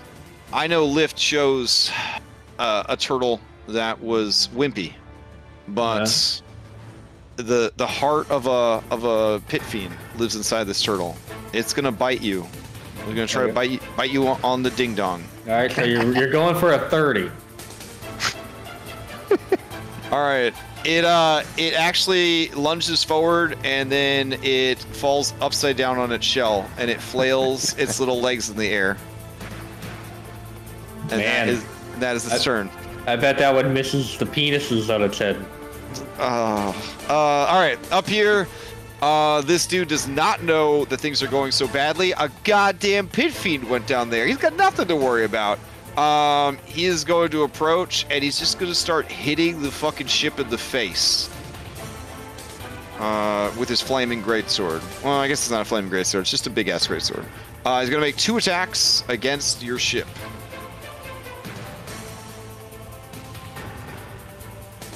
15 does not hit. 24 does. Ship takes 24 points of damage as it starts getting hacked up. This giant has no idea that he is in the blast zone of both a penis drill and or a very nasty breath weapon. All right.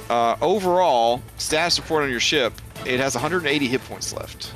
So just keep that in mind. I think I'll try to pry by the target then. My next turn. All right. Phipps Shumlet is deadzos. Right. BBEG don't give a shit about your contract. All right. Top of the round.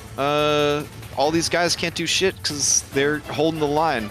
That brings us to Claximus.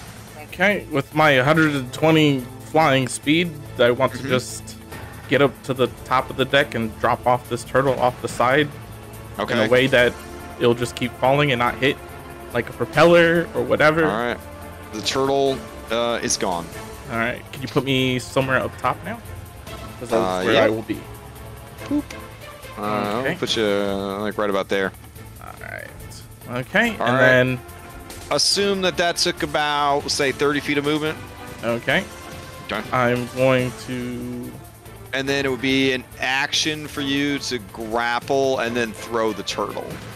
Okay. I mean, that's just... I mean, I know it's just a turtle, but that's still action economy. Oh, so... An attack to grapple, okay. And then... Which I'm not... It can't beat you. I'm not even going to roll it. And, so and I have one attack left? If you have 3 attacks, yeah. Well, I mean, if you dropping the turtle is an attack? Oh, you're just gonna try to fly over like the open air and drop it, and then have yeah, that's fine. Yeah. All right, so you have 1 attack left essentially. All right, and I know exactly where I want to do it. Okay. Right here on this ship. Okay. Bonus action, magma form. Okay. Because I'm out in the open, none of my allies. And I'm going to recklessly attack this ship. Okay.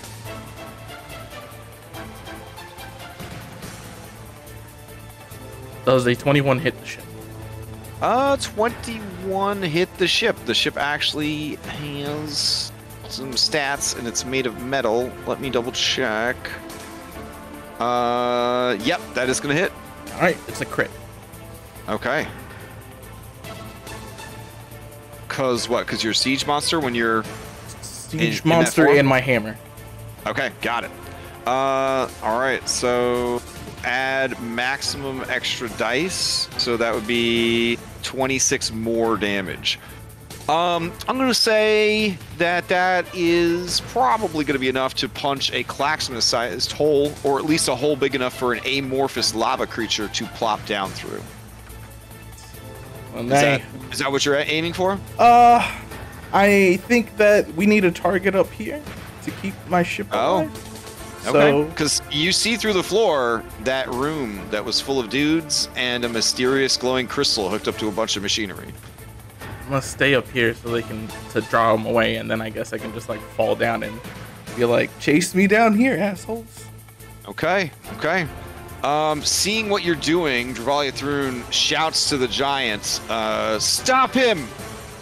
He's going for the engine!" All right. Anything else from Chelaxian? Nope. That's a pretty full turn. It's a pretty full turn. All right, all these guys down below. I'm just gonna have the whole room that's been just hanging out down there. They'll go ahead and make some stuff happen. Let's see. So we'll do 1, 2, 3, 4, 5, 6 guys will shoot at you up through the hole you made in the floor. Okay. All right, here we go. Let's see. 1, 2, 3, 4, 5. Come on. Hold on. Let's see. Details. All right. Now it should work. 1, 2, 3, 4. Are you kidding me? Sometimes Foundry is like a little too good at its job. Like, I don't want to keep track of bad guy ammunition. Like, 1, 2, 3, 4, 5, 6. All right, yeah. So they just start blasting up at the glowing, ominous lava dude up top. This little guy is going to cast Tasha's Hideous Laughter at you. Okay. So give me a charisma saving throw. And when I say this guy, I'm referring to the cackler demons. Or devils. I got a 1. You got a 1. Okay, then you are afflicted by Tasha's... What does Tasha's do again? Hideous Laughter. You become incapacitated. You fall prone, becoming incapacitated, unable to stand up for the duration. At the end of each of your turns, and each time you take damage, you make a new wisdom saving throw. You have advantage on the saving throw if it's triggered by damage. On a success, the spell ends. Was it last? Yeah, it was last. That's why I had them shoot first. All right. Then I would fall into the room then. You will? You'll fall into the room? I would have to. I'm incapacitated. Oh, okay, yeah, and then your like soupy like body would just kind of droop down into the room. Okay. Well, that was unexpected. Okay. Yeah, so you plop down into the room. I guess we'll put you like right here. And there's the engine. Actually, based on where you were standing, I think you would have actually fallen right on top of this guy. So I'm gonna have him do a dex save to try to get out of the way. Okay, yeah, he moves out of the way, and you kind of bloop down into there. Now you cause exhaustion, but not actual damage with your aura, right? Yep. Or is it both? It's exhaustion. Okay, got it. All right, and that will take us to this dude that's below Dex. That'll take us to this guy who I just had the entire room act at once, so he's not going to go. This cackler though can go.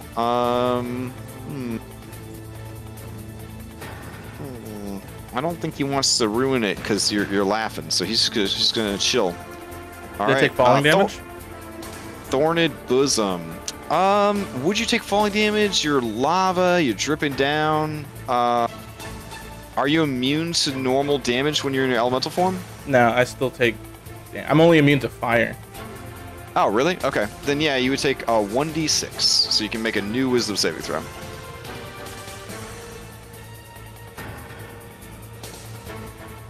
And you do it with advantage because you took damage, so you are okay then. So you plop to the ground like a lava turd, and then you kind of reform with your senses back on you. All right, seeing that that's the case, this one here will cast Tasha's Hideous Laughter at you. All right, when its turn came up, since that's like the order of events that was playing out. All right, so go ahead and give me that sweet save and throw. You start laughing again. All right. That brings us to Thorned Bosom. So Thorned Bosom does not like being hit in the face. It is close enough to do a drill. It is going to drill this guy, this ship, and this pirate. Or not pirate. Well, they're all pirates, but that giant. All right, here we go. Do you want to roll it, Laura? It should be on his sheet. Okay. Yeah, big dick drill. Oh, that's beautiful. All right, 80 points of piercing damage. Okay, so I'm gonna roll for their ship's saving throw. Here we go. It fails. It's gonna take the full 80 damage. I'm gonna make this guy and this guy's check. Go Constitution. Okay. The giant takes 80, and it feels bad, man. It feels real bad. He like throws up his, black iron like gauntleted hands, and he tries to like wrestle with like the blade. He's like holding up his greatsword like a Monster Hunter greatsword user, trying to like block as much as sparks are flying off the fucking drill. This guy is just turned into applesauce.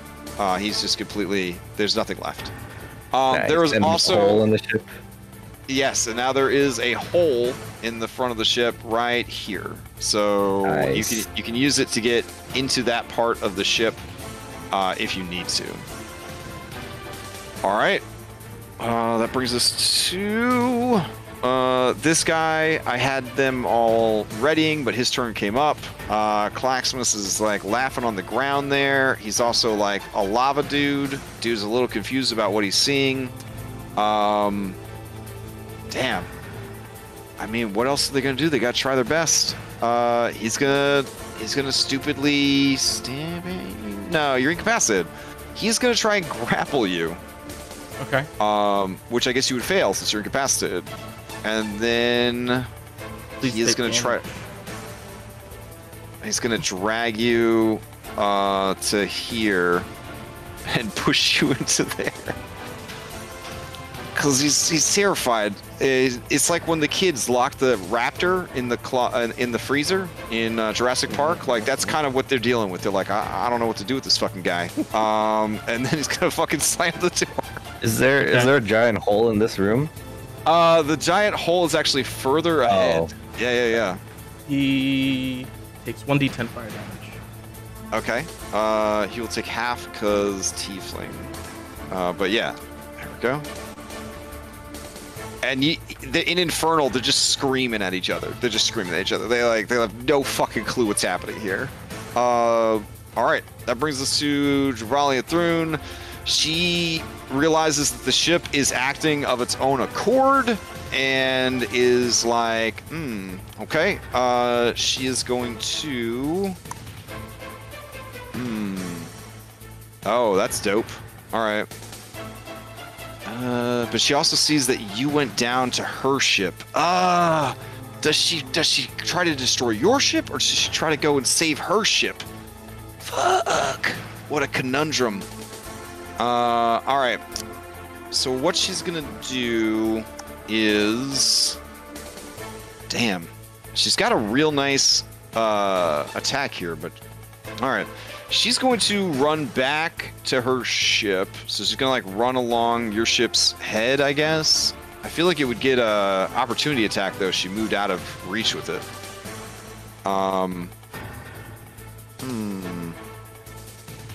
Fuck. She really wants to take care of you guys so you don't destroy her ship. All right, so she's going to run and... yeah. She'll jump down into this room to go to the lower part of the ship. As she does... Huh? Can we bite her? Yeah, I can make a bite attack.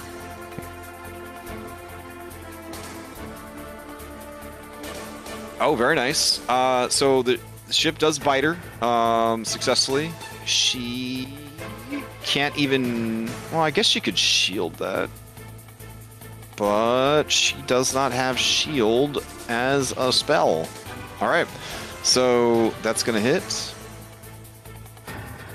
She takes that damage, and then being attacked by the ship, she's going to turn around and she's going to synaptic static the fucking ship. So it needs to make an intelligence saving throw as she drops essentially a psychic fireball on the ship. Oh, damn. Nice. The DC was only an 18. So let's see. She chucks that over at the ship, rolls super low damage. Look at all those ones. What the fuck? Alright, on a failed save, the target has muddled thoughts for a minute during that save. Blah, blah, blah. It doesn't matter because it takes half the damage. So, nice. Well done, well done.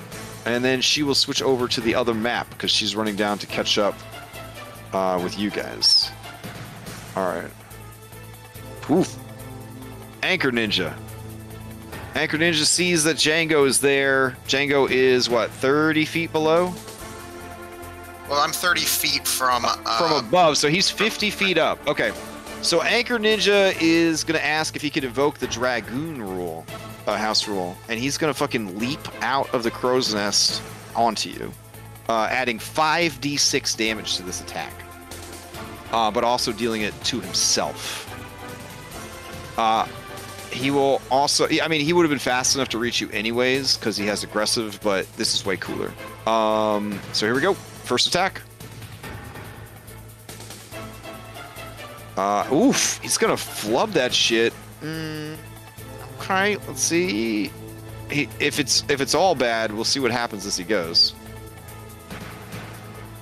14 also misses, I'm assuming. Mm-hmm. And then... With the haste, my AC is 21. I'm going to say that a nat 1 into 2 misses, plus a reckless dive, he goes over the side.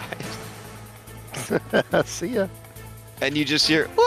Now, can I ask something? Like, as he's falling, could I at least attempt to grab his helmet? Because I really want to unmask that fucker. Oh, shit. Okay. Yeah. Go ahead and give me a sleight of hand with your reaction. See, I love it when you ask me to do these things that I have reliable talent in.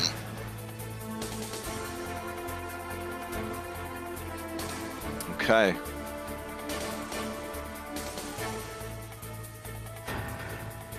All right. You pull free his helmet, and you see that behind all that armor, it's just a young boy.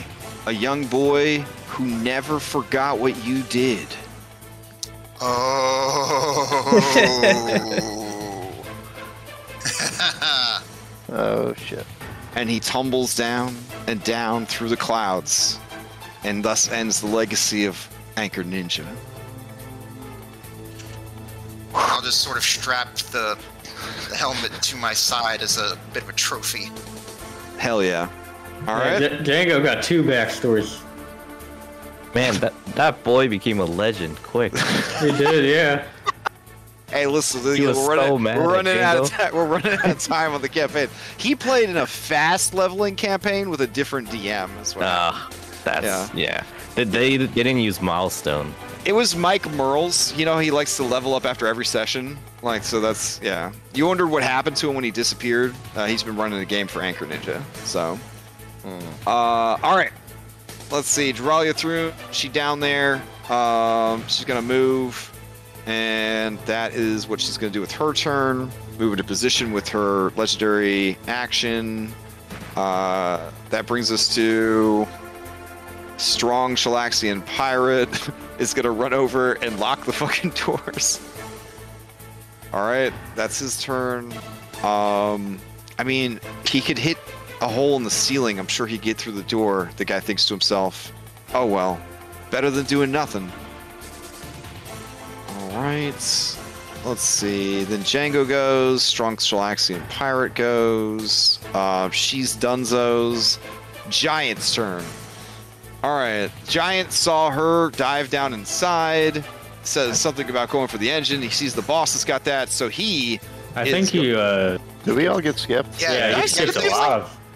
I'm sorry, there's a lot of shit going on. All right, It's okay. Captain Captain's Bubbles, turn. then Lift, then on Alora. There we go. I'm gonna All right. heal automatically. All right. Fuck. Bonus action. Oh god, yeah, I skipped everybody. I'm so sorry. Yeah, man. Very good. Bonus action. I'm gonna use Holy Weapon again. I'm gonna look to Lift, and I'm gonna say I'm gonna open that fucking door, and I'm gonna attack whoever's in front of it. I want you to throw too, it, Captain. huh? I got you too. Yeah, I want both of you. AOE Yeah. out the fucking ass. I have it ready. Yeah. I was trying to do it before. It was locked. The door's locked. Yeah, but Break it down, Captain. Wait, is it locked before we went or after we went? Because that one guy ran and locked. Oh no, the door. he locked the other door that they pushed Those were locked a long time Velociraptor ago. Claximus through. Yeah, they've been locked for a while. The two of them set you up. They both knew the doors were locked, and they let you give a dramatic speech and told you they had your back, and then they watched you try to open the door. Cut it open, Captain. I'm gonna cut it over.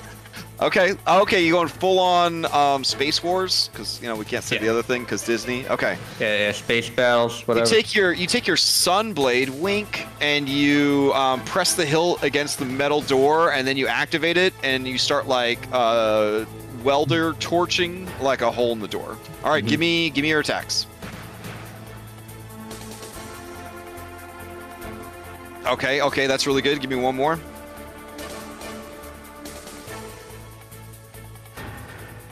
Okay, yeah, you cut a Captain Bubbles sized hole in the door. It falls down, clang, on the ground. All right. When I did that, could I have been on the side instead? I mean, sure, yeah. All right. All right, everybody. I mean, you also just have movement. You could have done it and then stepped to the side. Yeah. Yeah. All right. Okay. The door has been cracked open. That brings us to formally skipped. I'm gonna totally clean this initiative before we play next time, because now that we have a better idea of what's going on. Lift, you're up. Okay. Good job, Captain. This is what I've been waiting for. And I'll cast Fireball through the door. Oh, hype. Okay. Yeah, I'm gonna hit everything in here. Oh yeah, you hit the whole damn room. Okay. Yeah. All right. The engine will try to make. I guess an engine can't really make a dexterity save because it can't move. All right. But the engine is immune to fire because it's an infernal engine. The cacklers are immune to fire because they're devils. Oh shit! They only have resistance. No. Okay, never mind. So they don't have enough hit points to survive. So all these cacklers are dead. Claxmus, you are no longer laughing. Yay! There's so much lag, though. What the fuck's going on? It's because of this awesome fireball template. It was just one. No, the fireball template didn't do it. Something else did. It all adds up. All right, let's see. Where's that fireball so I can oh, there it is. Bloop.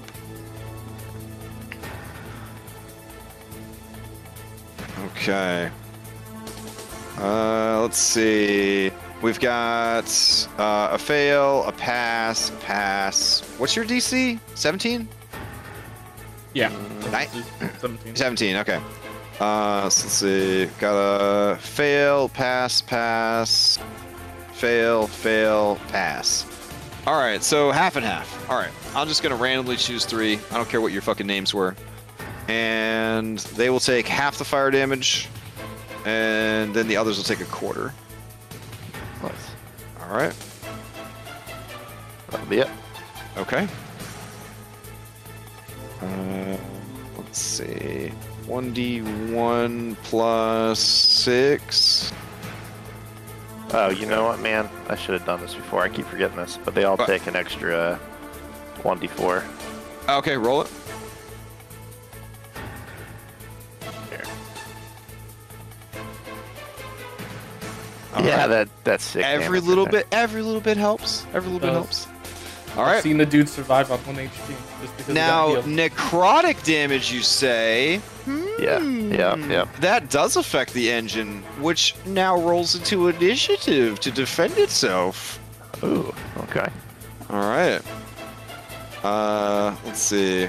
That is all the way up here, and it only has 1 move, but it'll start doing it on its next turn. All right. Cool beans, cool beans. Okay. Laura, to you. All right. How many are left? Or how healthy do they look? This guy? They all look pretty good. None of them are bloodied. None of them are bloodied? Okay. None of them are bloodied, yeah. This is the flagship. She's got her best and beefiest boys in here. Okay, maybe I should do the other one then. I'll do the other one. Okay. Alright. I'm going to, let's see, 20-foot radius. That's the same as a fireball, right? Yeah. Yeah. Alright, instead of a fireball, okay, I cast... Oh.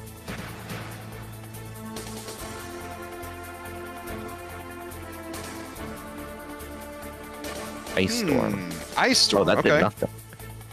Yeah, Ice Storm is a big letdown most times. Oh, man. Okay, well, it does damage the engine. All right. So, 18. And all right, they get saving throws. Here we go. Yeah. So many dice. All right, what do we got here? We got I think they all fail. That makes it easy. Wow. Okay. And they do not have resistance to cold or bludgeoning. So they take all that damage. Now you got some people that are bloodied. This guy, and this guy. And the engine does take some more damage. How does it do with the cold? It takes normal damage from cold. Okay. And normal damage from bludgeoning. All right. I Anything float. else? Yeah, I float down here. Okay. I look at this guy.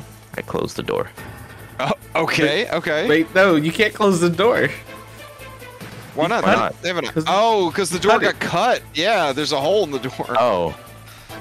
Oh, okay. Then I Whoops. don't float down there. Okay. Okay. Okay. Let's see. I mean, that'd be cool. You just fabricated a door. Yeah. The items are an action, right? Yeah.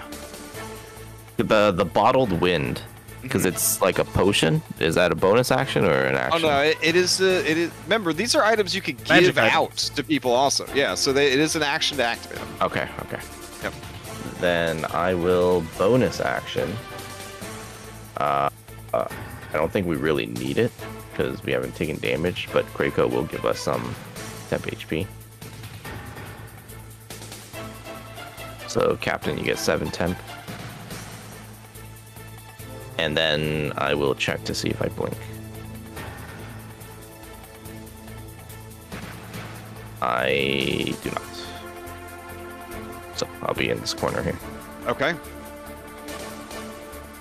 All right. That brings us to Django. All right, so is our fire giant up here, is he considered to be in melee with our ship? Sure. Yeah. Perfect. Okay. So I will take item interaction to holster my Shivaka pistol and unshoulder my rifle. Okay. Let's see here. Then I will go ahead and take attack action with the rifle against that fire giant. Hype.